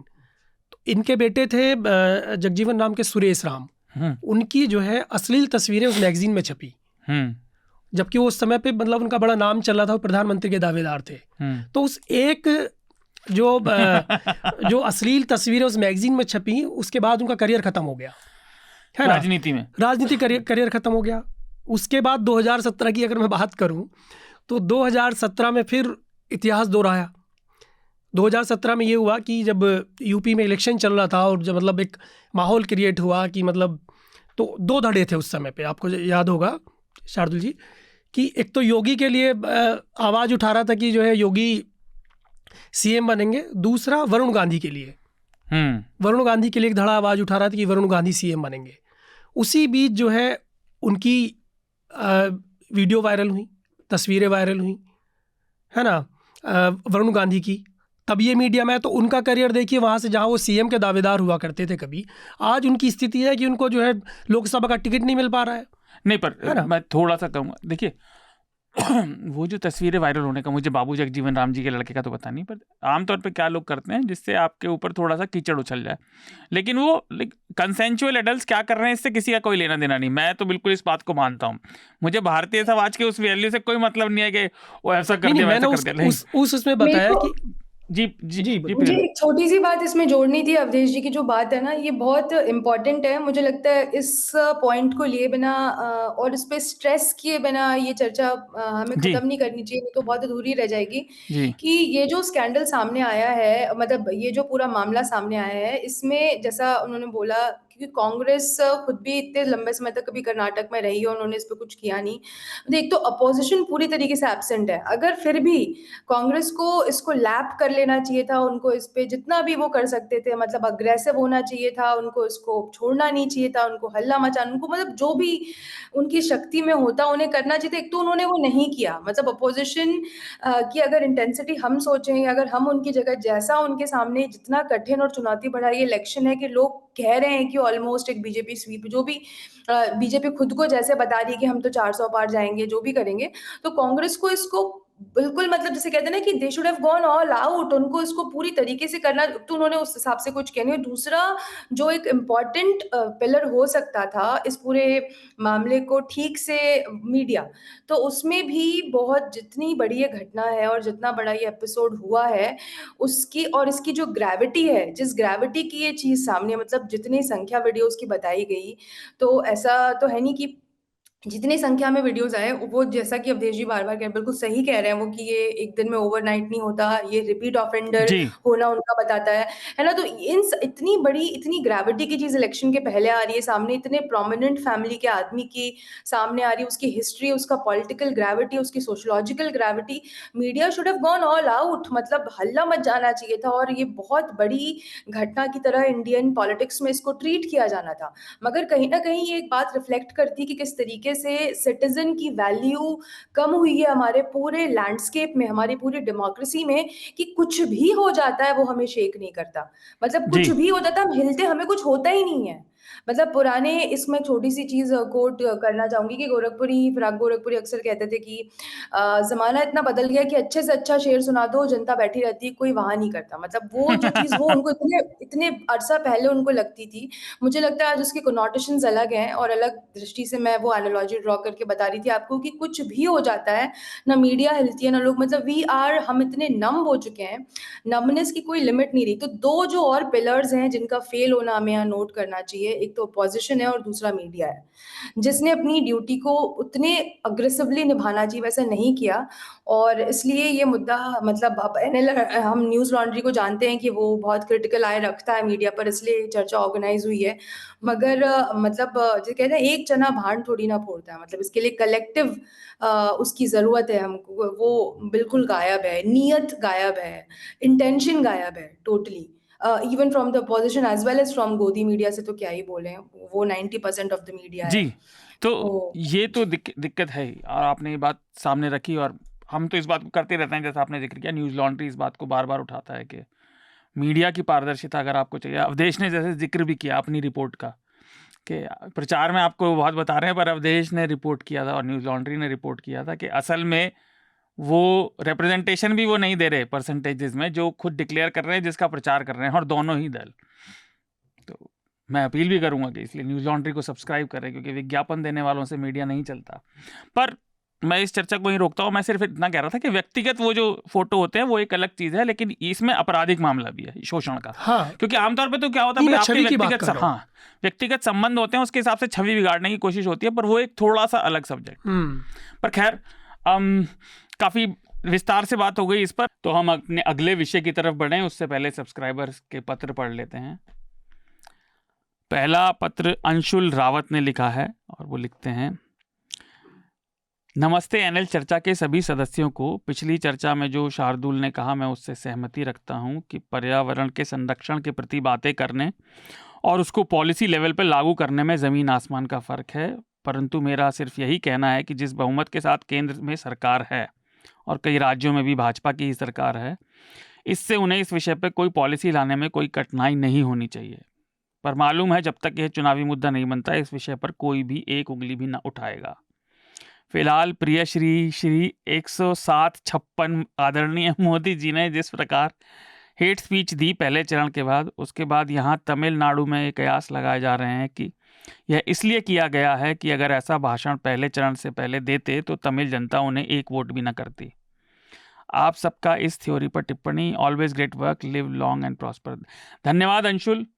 और आप तमिलनाडु में रहते हैं, आपने हिंदी में पत्र भेजा तो एक्स्ट्रा धन्यवाद।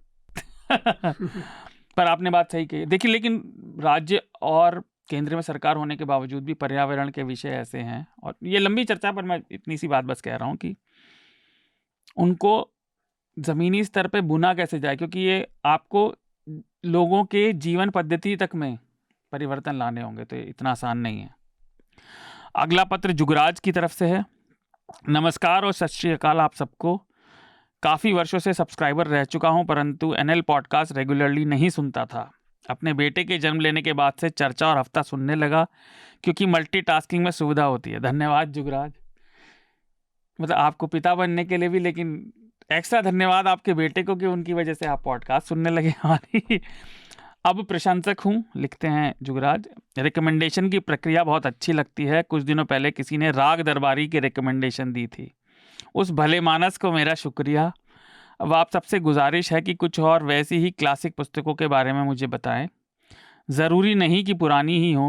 हिंदी भाषा से दूरी बनाई रखी थी तो बहुत वर्षों से, क्योंकि अपनी रीजनल लिटरेचर का प्रचार नहीं होता, लेकिन चर्चा की बदौलत अब ऐसा नहीं रहा। शुक्रिया। धन्यवाद जुगराज। राग दरबारी मेरे ख्याल से लगभग सभी चर्चा पैनलिस्ट ने अलग अलग समय पर रिकमेंड किए है। तो अतुल ने भी करी है मुझे याद है, मैंने भी करी है मुझे याद है, पर समय अलग अलग समय पर। विशाल का भी छोटा सा पत्र है। चर्चा में चुनाव के चरणों की बढ़ती संख्या का जिक्र हुआ। जैसे कि ममता बनर्जी ने भी कहा है कि ये बीजेपी और मोदी ज़्यादा से ज़्यादा प्रचार कर सके इसलिए किया गया। किसी एक राज्य में मतदान एक ही चरण में होना चाहिए। एक और चुनाव आयोग कहता है कि हम एक देश एक चुनाव के लिए तैयार हैं, और दूसरी तरफ इतने सारे चरण। और दूसरी बात यह कि मोदी को मीडिया में पीएम कह के जो बार बार संबोधित किया जाता है वो भी ठीक नहीं। मॉडल कोड ऑफ कंडक्ट के चलते वो केयर टेकर पीएम हैं। इससे मतदाताओं की मानसिकता पर प्रभाव पड़ता है। विशाल, आपकी बात सही लग सकती है, पर वो केयर टेकर पीएम नहीं है, वो अभी पीएम ही है। केयर टेकर पीएम वो होता है जब प्रधानमंत्री ने इस्तीफा दे दिया हो और राष्ट्रपति किसी को केयर टेकर बनना है। पर चरणों की बात पे ये पहली वाली बात सही है, लेकिन इनकी हाँ, उस पर हमने कई बार बात की थी अवधेश। हाँ। पता नहीं तुम थे या नहीं, पिछले 2-3 हफ्तों में मैंने किया था भाई कि ये चरण कितने होंगे और कैसे होंगे, इस पे कुछ ट्रांसपेरेंसी नहीं है, कुछ पता नहीं चल पाता। तो आप अपने विचार रखे, मैं तो रख चुका था पहले, तो वो श्रोताओं को पता है। असल में होता क्या ना, सत्ताधारी पार्टी अपने हिसाब से चरण बांटती है। नहीं, पर एक मिनट, मैं आपको टोक इसलिए रहा हूँ क्योंकि चुनाव आयोग करता है, सत्ताधारी पार्टी नहीं करती।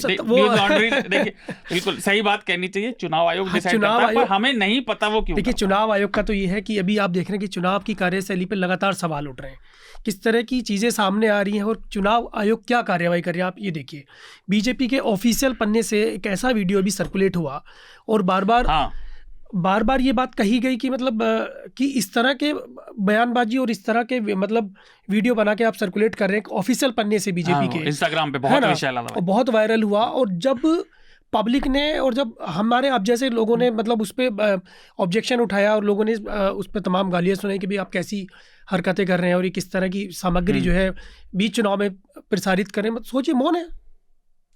मैं खुद एक मेरी रिपोर्ट पब्लिश हुई है, मतलब तो उसमें यही है कि एक ग्रुप है इलेक्शन कमीशन का, इलेक्शन कमीशन के ग्रुप में उस वीडियो को डाल के जो रिपोर्टर्स हैं वो पूछ रहे हैं कि भाई इस पे क्या कुछ एक्शन होगा। इलेक्शन कमीशन को टैग करके, उन अधिकारी को टैग करके, क्या इस पे कुछ एक्शन होगा।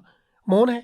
तो ऐसा भी नहीं है कि उस वीडियो के बारे में इलेक्शन कमीशन को नहीं पता कि इसमें क्या सामग्री है। नहीं, वो बात ठीक है ना। आधिकारिक तौर पर फेज का चरण चुनाव आयोग करता है और उनका आधिकारिक बयान ये है कि वो रिसोर्स मैनेजमेंट की वजह से होता है, क्योंकि मशीनें और सुरक्षा बलों को इधर से उधर भेजना। हाँ। पर ये तो मैं जरूर कहूंगा पारदर्शिता नहीं है, तो एग्जैक्टली कारण नहीं पता। बिल्कुल। अगला पत्र है अभिषेक निगम का। My letter is related to 27 April discussion. While I agree with Anand ji that every party portrays a sort of apocalyptic vision to garner votes, it cannot be balanced with this argument when it comes to PM spreading such blatant lies, and that too repeatedly.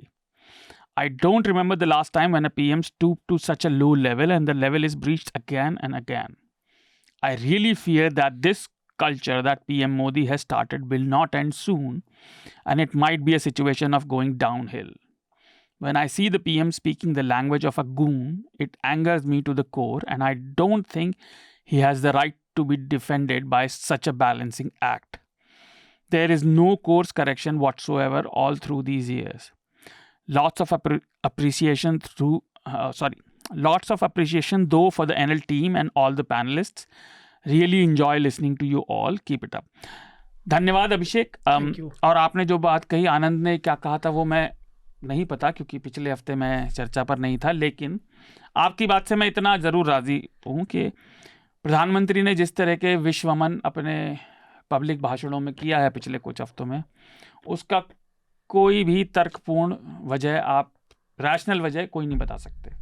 इस तरह की भाषा जिस स्तर पर वो पहुंच चुके हैं, और फिर वो जिस तरह की बात कर रहे थे कि जैसे नवरात्रों में खाकर हमें भड़काते हैं, ये उन्हें शोभा नहीं देती। वो अपने प्रोफेशन के चरम पर पहुंच चुके हैं, वो भारतीय इतिहास में दर्ज हो चुके हैं। कोई व्यक्ति अपने घर में क्या खा रहा है उसकी परवाह उन्हें नहीं करनी। मैं गलत थोड़ी कह रहा हूँ। नहीं, सही बात। प्रधानमंत्री नरेंद्र मोदी को आप पसंद करें या ना करें, इसे कोई मना नहीं कर सकता। वो भारत के इतिहास में अब दर्ज हो गए हमेशा के लिए। तो उन्हें ऐसी बातें नहीं करना शोभा नहीं देता। उनके पास बहुत बड़ी थाती है भारत के इतिहास की, धर्म को संभालने की, जिसकी वो दुहाई भी देते हैं। तो खैर, अगला पत्र श्रुति का है। वो लिखती हैं, एनएल चर्चा 315 के संबंध में ये खत लिख रही हूँ। मैं चाहता हूँ कि आदिवासी समाज या मुंबई के एग्री यानी किसानी कोली समाज के लिहाज से ज़्यादा समाचार एनएल लोगों तक पहुँचाए, क्योंकि मैं मुंबई से हूँ। मैं जानता हूँ कि कोली समाज के लोगों को कितना नुकसान भुगतना पड़ रहा है जलवायु परिवर्तन से। अग्री लोगों की ज़मीन आज भी छीनी जा रही है। मैं जानता हूँ कि हम एक द्वंद्व में फंसे हुए हैं, क्योंकि 140 करोड़ लोगों की ज़रूरतें भी पूरी करनी हैं, पर मूल निवासियों की राय को भी उतनी ही ताकत से पेश करना चाहिए। हम पूंजीवाद की आलोचना करते हैं, पर जब तक हमारा जीने का तरीका आदिवासी समाज जैसा नहीं होगा, तब तक पूंजीवाद बढ़ता जाएगा। जैसे वो प्राकृतिक संसार की इज्जत करना जानते हैं या न्यूनतम तरीके से जिंदगी जीते हैं, थोड़ा हमें अपने दैनिक जीवन में अपनाना होगा अगर पर्यावरण को हमें बचाना है तो। मैं एक किताब रेकमेंड करना चाहता हूँ इस विषय पर, नरेंद्र की लिखी हुई बस्तर डिस्पैचेस। धन्यवाद श्रुति, एक तो हिंदी में लिखने के लिए धन्यवाद। मैं पढ़ कर बता सकता हूँ कि आपका मूल भाषा हिंदी नहीं है, तो और आपने जो बात कही वो सत्य है। जो मूल निवासी हैं किसी भी जगह के, उनकी बात को जो वजन नहीं मिल पाता और पूंजीवादियों को मिल जाता है, उसी तरह के कैपिटलिज्म से हमें नफरत है। समृद्ध होना, पैसा बनाना कोई गलत काम नहीं है। भारतीय समाज भी और संस्कृति भी उसको बुरा नहीं मानती, लेकिन आप उसको थोड़ा संयम रह के करें। तो थैंक यू। अगला शब्द है अगला पत्र है सौरभ का। Hi comrades, hello. Love Shardul's climate podcast. Occasion couldn't have been better. It's the Earth Month. धन्यवाद Saurabh. Suggestions: maybe Charcha can dedicate one podcast to environment-related topics during Earth Month every year. I'll personally love it. And for Shardul, काम चल रहा है भाई PS4 emulators पर। अच्छा, सबसे ज़्यादा डिमांड ब्लडबोर्न का ही है। अभी प्रोजेक्ट इन्फेंसी में है, 4-5 साल लगेगा ब्लडबोर्न चलाने लायक मैच्योर होने में। RPC SX and FEPS4 are the two big PS4 emulators under development. You can donate to these projects if you want to support development. I trust them, but you do your own research. ठीक है सौरभ, वो मैं करूँगा, but like अब आप इसे elitism भी कह सकते हैं। मेरे पास PS4 और 5 दोनों है, मैंने ब्लडबोर्न खेला है, बट हाँ एमुलेटर्स पे काम हो जाए तो मज़ा आ जाएगा। लाइक मुझे अच्छा लगा ब्लडबोर्न पे खेलने वाला भी कोई, ये सब कोई नहीं समझ सकता है, समझते इन्हें पता ही नहीं क्या है ब्लडबोर्न। Thank you.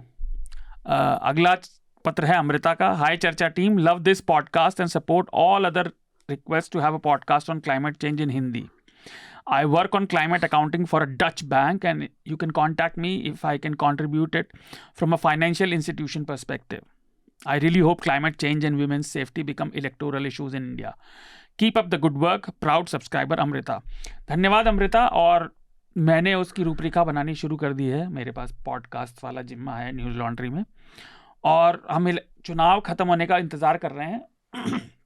उसके बाद इस पर काम हम तुरंत शुरू कर देंगे।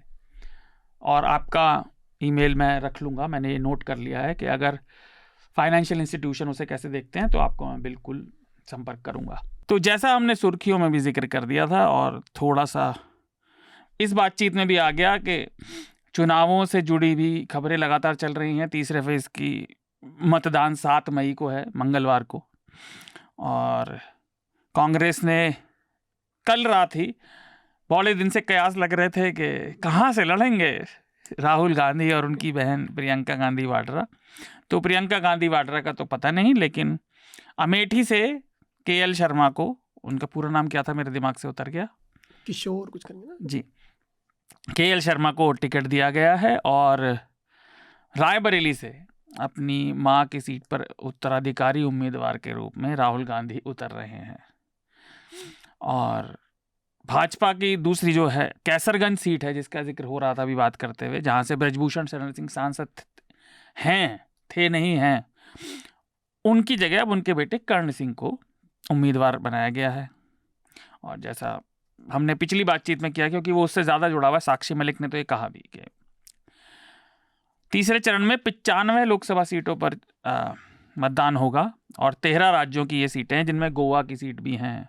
इसके अलावा प्रधानमंत्री का प्रचार चालू है, पर काजल जाने वाली हैं। तो सबसे पहले मैं काजल से कहता हूँ, काजल, ये सारी सुर्खियाँ खास तीसरे फेज़ के लिए हैं और प्रधानमंत्री ने जैसे तेलंगाना में बयान दिया कि वो आरक्षण नहीं देंगे, तो मैं ये ज़रूर कहना चाहूँगा, हालांकि पिछले हफ्ते की चर्चा भी इस विषय पर थी, इसलिए मैं रिपीट नहीं करना चाह रहा।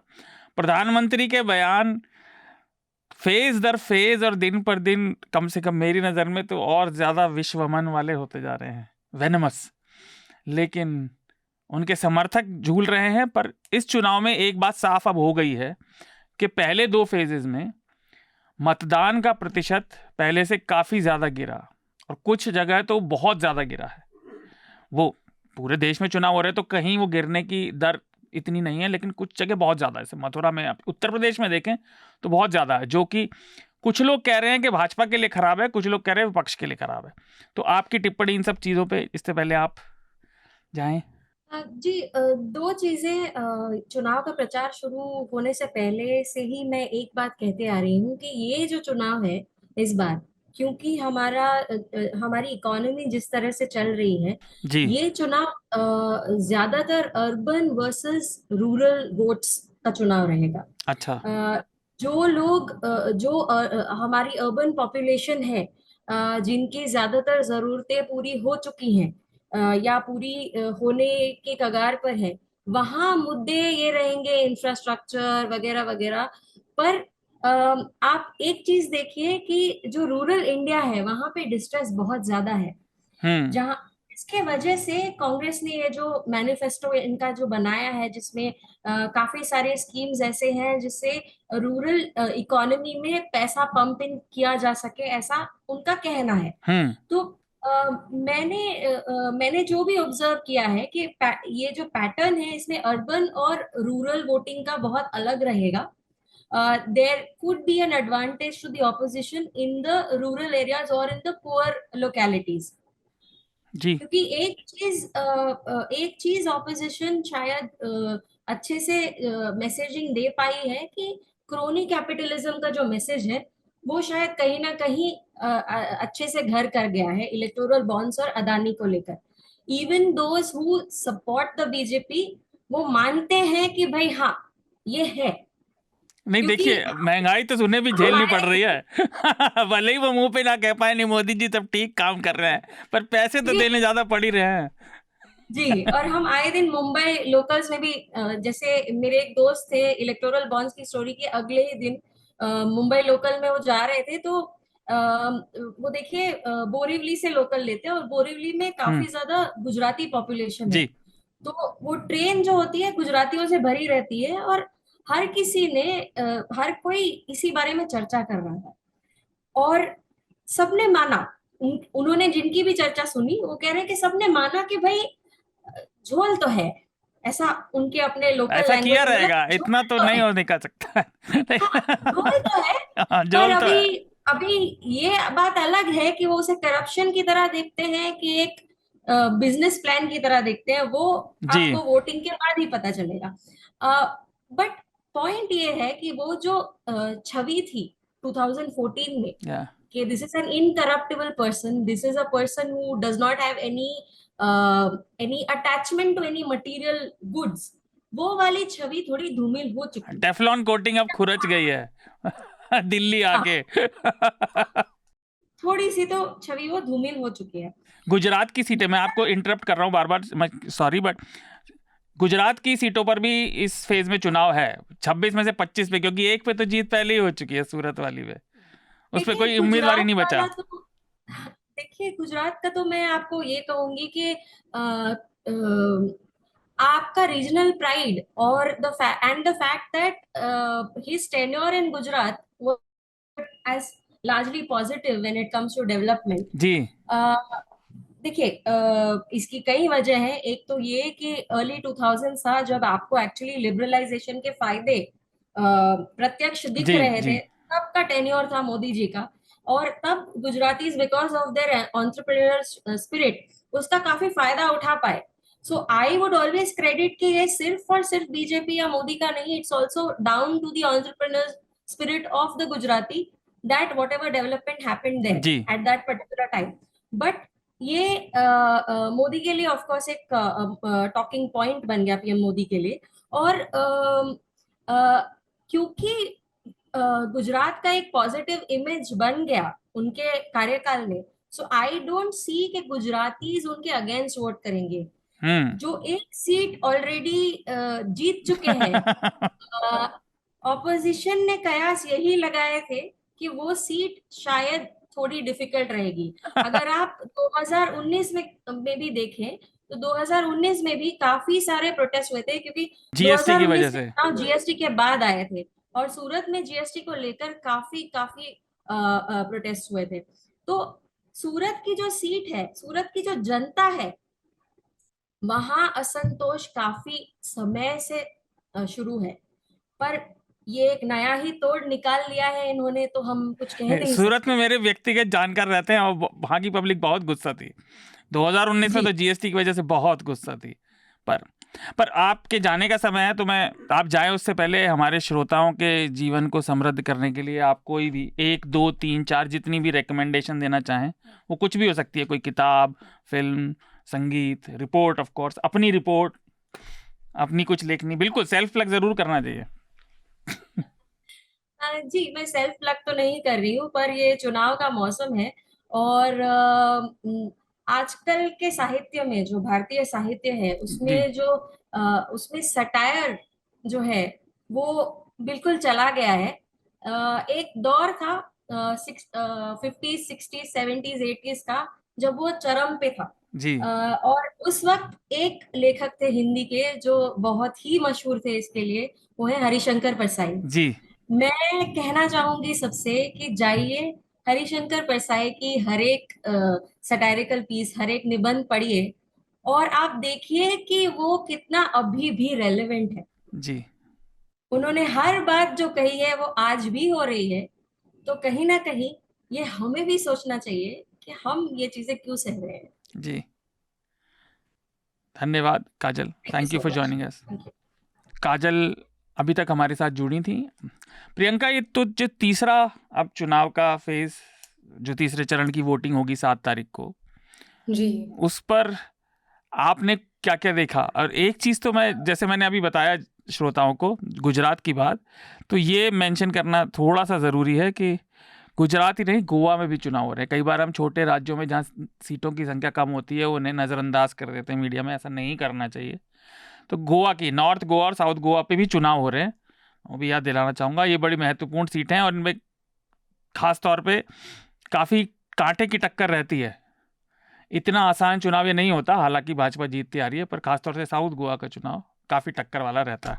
प्रियंका, आपका तीसरे चरण के इन सब हेडलाइंस और जो सब चल रहा है उस पर क्या टिप्पणी है? मुझे ऐसा लगता है एक और भी कुछ सीटें हैं जो मध्य प्रदेश में भी ध्यान, जिनका भी तीसरे में जाने वाले, इंदौर की सीट इंदौर का तो अभी आपने बताया ही। उसके साथ में ज्योतिरादित्य सिंधिया गुना से लड़ रहे हैं, पहले मुझे भाजपा से इस बार खड़े हो रहे हैं। जी और पिछली बार जब वो हारे थे तो मैं उनकी सीट पे उनकी डिफीट के बाद गई थी, और मैंने वहां देखा, मतलब मुझे लग रहा था मैं बैक इन टाइम चली गई हूँ वहां पे। मैंने देखा, मैंने तो सच में, मतलब मैंने रिपोर्ट में, बीबीसी में वो छपी है रिपोर्ट, पूरा मेरा जी वो उसमें बैलगाड़ियों से भी पानी जा रहा था। 9-9 दिन तक उस समय गर्मी में पानी नहीं जी आ रहा था, 10वें दिन पानी आता था। और ऐसा लग रहा था कि बैक इन टाइम चली गई। लोगों में बहुत गुस्सा था, और वो खुद भी लेकिन अपोलोजेटिक भी फील कर रहे थे कि पहली बार हमने राजा जी के खिलाफ वोट दिया है, लेकिन हमें देना पड़ा, क्या करें। तो वो आयरॉनिक जो आयरनी है ना इंडियन पॉलिटिक्स की, वो इतनी साक्षात दिखाई इस बार। अभी जो दिग्विजय सिंह की सीट, और साथ में उनकी सीट पे भी तीसरे फेज में चुनाव है, और एक और महत्वपूर्ण सीट है विदिशा से शिवराज सिंह चौहान, जिनको जी इस बार उन्होंने जीतने के बाद उनको चीफ मिनिस्टर बनाया नहीं, उनको हटा दिया। तो वो लड़ रहे हैं, पता नहीं उनका फ्यूचर क्या होने वाला है, उनको शायद आगे भेजेंगे दिल्ली, क्या करेंगे। तो वो ये कुछ महत्वपूर्ण सीटें हैं यहाँ पर। मगर मुझे जो एक ओवरऑल मूड दिखाई देता है, ऑब्वियसली जो वोटिंग परसेंटेज घटा है, जिसके बारे में कहा जा रहा है कि उसकी वजह से बौखला कर अपने कैंपेन में प्रधानमंत्री जी विश्वमन, जो आपने अभी कहा, वो जी लगातार उनका बढ़ता जा रहा है, इसके क्रेडिट इसको दिया जा रहा है। मगर ये बहुत ही हिस्टोरिकल थर्ड फेज पे तक जो माहौल बन गया है गलगोटिया के बाद, और जो पूरा माहौल है कर्नाटका के बाद, बहुत सारी चीजें हो रही हैं कॉन्स्टेंटली। और मेरे को ऐसा लगता है कि जिस भी तरीके से वोटिंग होगी, जो भी होगा, जो भी नतीजा आएगा इस इलेक्शन का, और इसके बाद जो नतीजा आएगा, वो 2-3 चीजों पे सबसे ज्यादा के बारे में एक जिसे कहते हैं ना लकीर खींच देना, वो खींचेगा। वो तो मीडिया बिहेवियर है एक, सबसे पहले। जी और उसके बाद में दूसरा ये कि हमारी डेमोक्रेसी का फ्यूचर क्या होगा, कितना, क्योंकि जैसा उन्होंने कहा काजल ने, मुझे भी ये लगता है, और ये फैक्ट्स के जरिए और जो घटनाएं हो रही हैं, ये भी एक चीज हमारे सामने आती जा रही है कि जो अनटच्ड और जो एक उस तरह की छवि थी 2014 में भाजपा सरकार की और मोदी जी की, कि बिल्कुल ही बहुत अच्छे हैं और कुछ भी इनमें फ्लॉलेस है, उसमें एक तो एंटी इनकम्बेंसी फैक्टर भी है, मगर उससे ज्यादा एंटी इनकम्बेंसी को तो ये लोग उस तरीके से मानने नहीं देते, क्योंकि मीडिया, जो पूरा गोदी मीडिया, वो कैंपेन किया रहता है, नहीं एंटी इनकम्बेंसी का, ये तो 50 साल भी करे तो भी एंटी इनकम्बेंसी नहीं आ सकती। मगर गोदी मीडिया की इन प्रयासों की, और लोट कर साक्षात दंडवत करने के बावजूद, दंडवत प्रणाम करते हैं उनको, तो अगर कहा जाए कि अगर सरकार बोल रही थोड़ा सा झुकने के लिए, तो वो पूरा लेट जाते हैं। खैर, उसके उन प्रयासों के बावजूद बहुत सारी एक ऐसा पैरेलल सोशल मीडिया एक मूवमेंट भी खड़ा हुआ है, और लोगों को दिख भी रहा है कि बहुत सारे फ्लॉज हैं जो इस गवर्नमेंट के, वो भी सामने आए हैं, बहुत सारी चीज सामने आई हैं। पर आपको क्या तो लगता है ये जो कम वोटिंग परसेंटेज है, इसका क्या आपकी नजर में, आपने रिपोर्टिंग की है जमीन से भी, अभी भी कर रहे हैं, तो मुझे आपका लगता व्यक्तिगत है तौर कि पे क्या लगता है, क्या ये कारण है? इस पे कुछ भी तय तरीके से, अगर मैं बहुत ऑनेस्टली कहूँ, तो कुछ भी निश्चित रूप से कहना बहुत थोड़ा मुश्किल होगा, क्योंकि ये हम निश्चित तौर पर नहीं इससे ये तो एक बात है कि हो सकता है कि इसका एक इंडिकेशन इस तरफ है कि बीजेपी की जो मार्जिन है या जो उनका परसेंटेज है, उसमें थोड़ी कमी आए।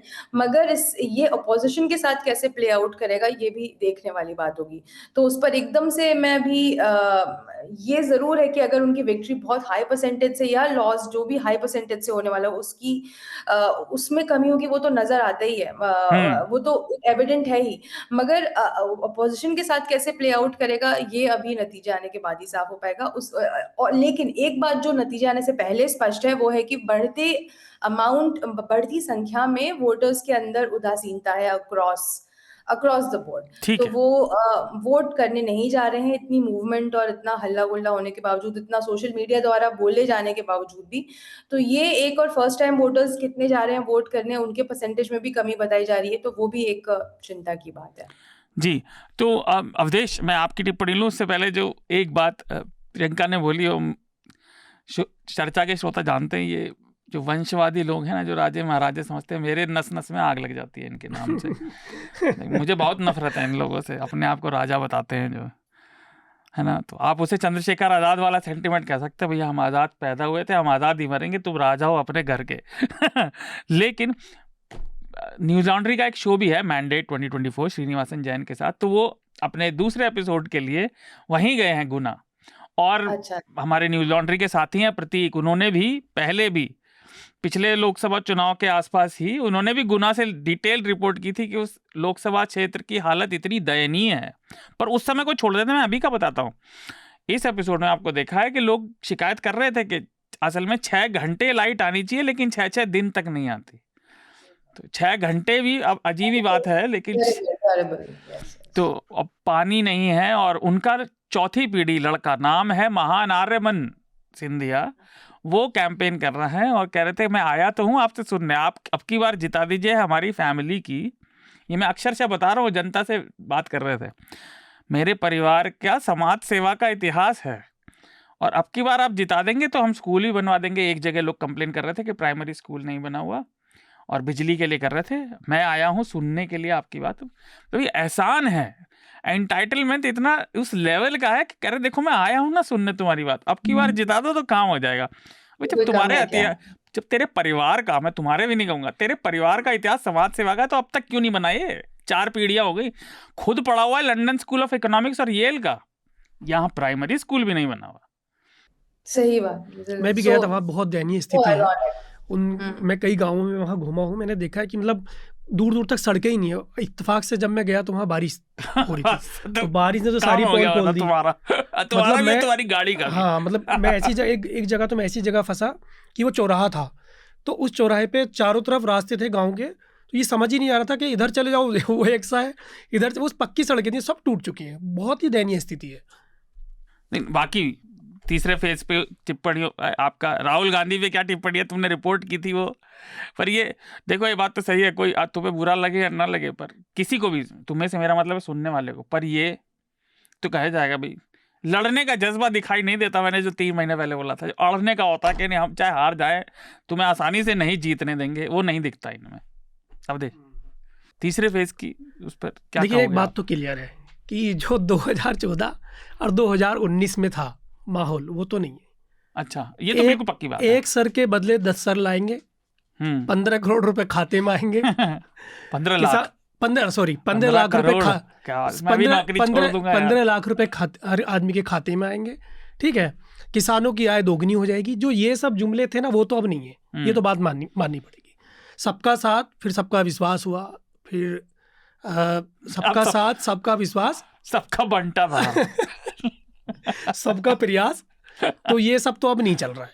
तो दूसरी बात यह है कि रात, अगर किसी ने इंटरव्यू देखा हो पीएम मोदी का, टीवी 9 पे 8 बजे इंटरव्यू था, 6-7 जो पत्रकार हैं वो घेरे हुए थे, तो वो इंटरव्यू भी देख के मुझे तो लग रहा था कि वो उनके सवाल लेने नहीं, वो अपनी बताने गए थे वहाँ। मुझे तो लग रहा था मोदी जी ओवर कंपेंसेट कर रहे थे अभी तक प्रेस कॉन्फ्रेंस। एक जवाब इतना लंबा था कि समझ नहीं आ रहा था कि वो अपनी बात बताने गए हैं, इनके सवाल लेने गए हैं।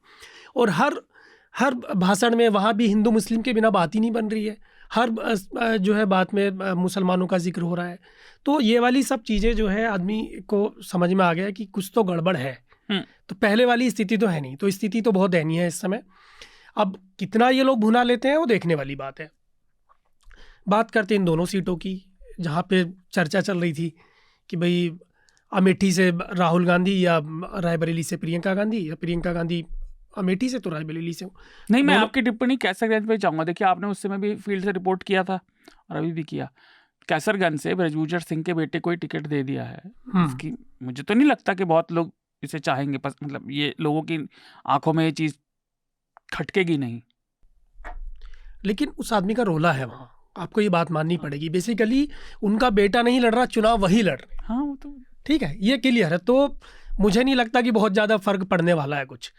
ठीक है, जिस तरह से उन पर आरोप लगे थे, जिस तरह से पूरा एक मूवमेंट तैयार हुआ दिल्ली में, इतने मैंने खुद यहाँ से जाके रिपोर्ट की थी, मैं उनसे मिला था, किस तरह तक प्रदर्शन चला। हाँ, किस तरह जो है साक्षी ने जूता निकाल के वहाँ अपना रख दिया था और वहाँ से ऐलान कर दिया था कि मैं अब कुश्ती में नहीं करूँगी। तो उसके बाद से जो जिस तरह के माहौल बना था, तो कितना मतलब बीजेपी ने उसे सीरियस लिया ही नहीं। हाँ, तो उस तरह से मतलब एक तरह से तो उनका कद ही बढ़ा ना। और दूसरी बात, जब ये पूरी तैयारी तो वो कर ही रहे थे, अभी भी मीडिया में उनके कितने कमेंट आते थे, कितना वो बोलते थे कि भी ठीक है, पता चल जाएगा किसको क्या होगा, किसका। कभी भी एक बार भी इतना सब होने के बाद भी ये नहीं लगा कि वो आदमी कहीं भी 19 दिखाई दिया हो जी। उसकी दबंगई हमेशा मीडिया के सामने, ग्राउंड पे ये पूरा मूवमेंट चला। यहाँ पर वो दिखाई दी, वो झलकती थी। और ये टिकट लेने के बाद ये और क्लियर हो गया कि कहीं भी वो आदमी बिल्कुल भी, ना तो बीजेपी ने उनको बिल्कुल भी ऐसा दिखाया कि भाई आप जो है आरोपी हैं, आप पे इतने संगीन मामले लगे हैं, कहीं भी कुछ भी नहीं दिखाया। तो मुझे नहीं लगता उस सीट पे बहुत ज़्यादा फर्क पड़ने वाला है। तो उनका बेटे लड़े या वो लड़े, बात एक ही है। एक राजनीतिक टिप्पणीकार के तौर पर आपको लगता है, कम से कम मैं अपनी बात तो कर ही सकता हूँ पूरे विश्वास से, कि आपको लगता है कि भले ही उस इलाके में ना पड़े, लेकिन लोग बाकी आसपास की जगहों पर तो देखेंगे।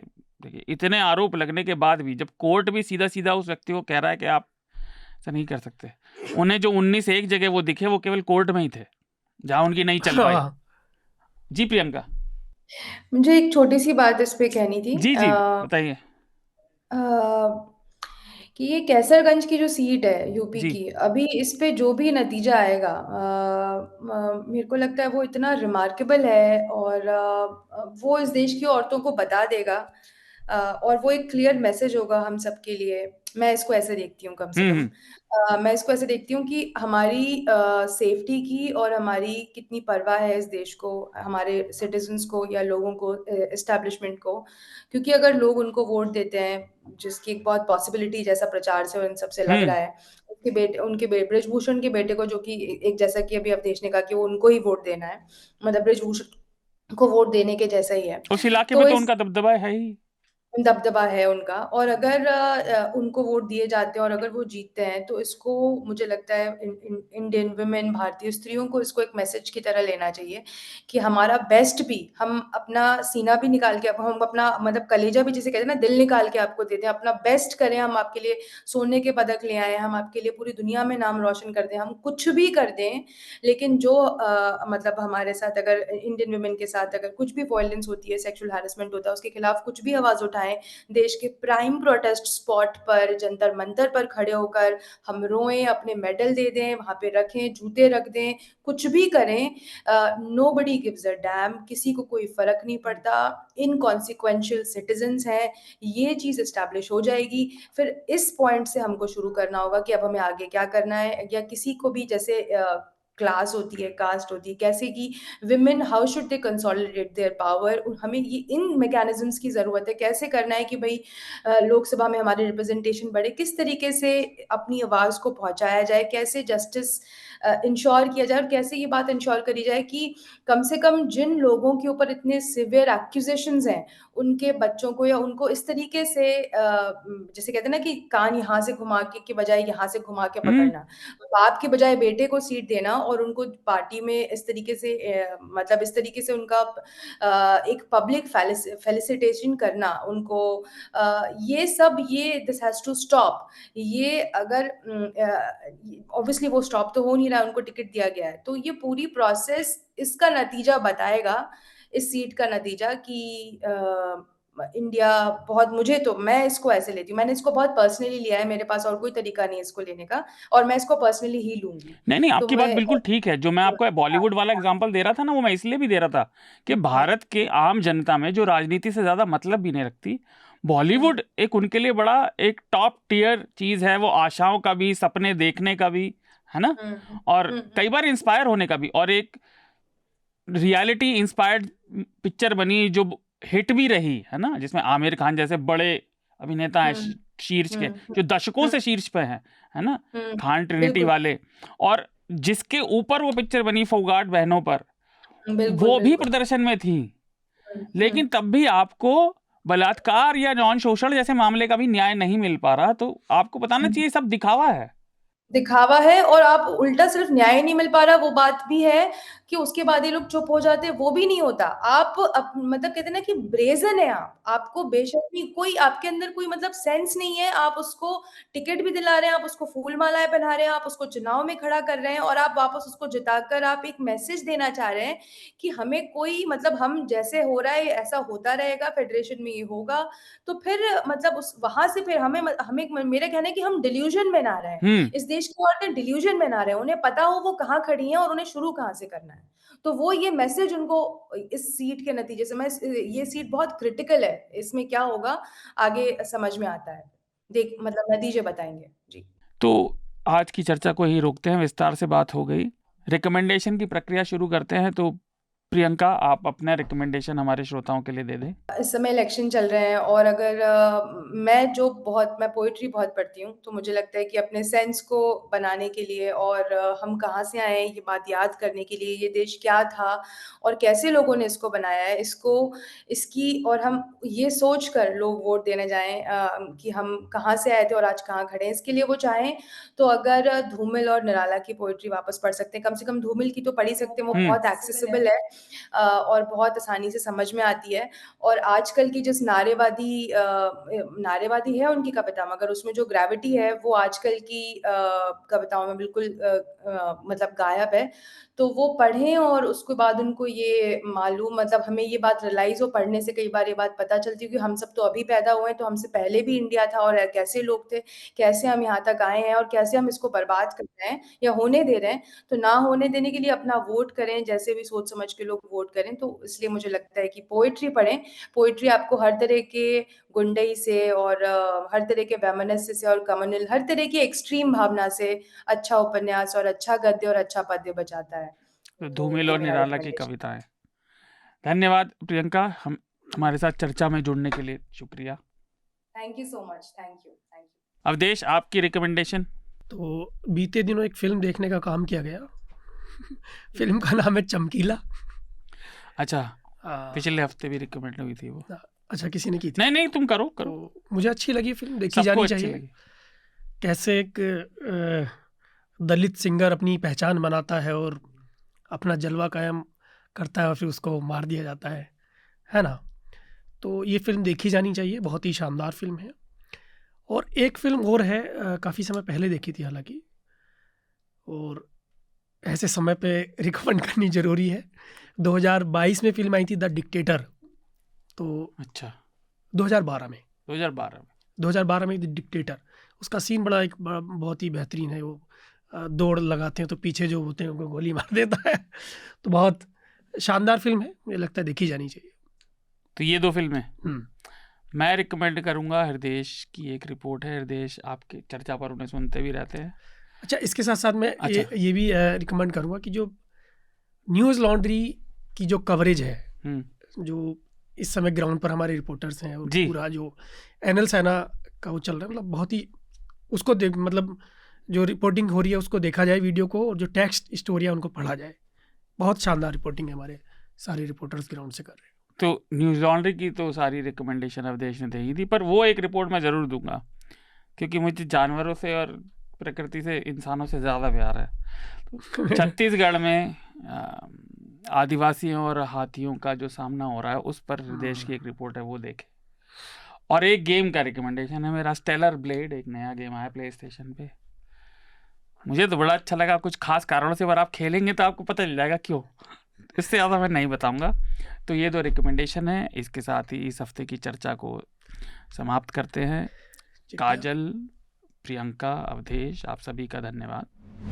आपको उन मीडिया संस्थानों को समर्थन देना होगा जो सरकारी विज्ञापनों पर निर्भर नहीं है। न्यूज़ लॉन्ड्री ऐसा ही मीडिया प्लेटफॉर्म है। हम किसी से विज्ञापन नहीं लेते। न्यूज़ लॉन्ड्री को सब्सक्राइब करने के लिए newslaundry.com/subscription पर जाएं और अपने मन मुताबिक राशि चुनें। न्यूज़ लॉन्ड्री को सब्सक्राइब करें और गर्व से कहें, मेरे खर्च पर आजाद हैं खबरें।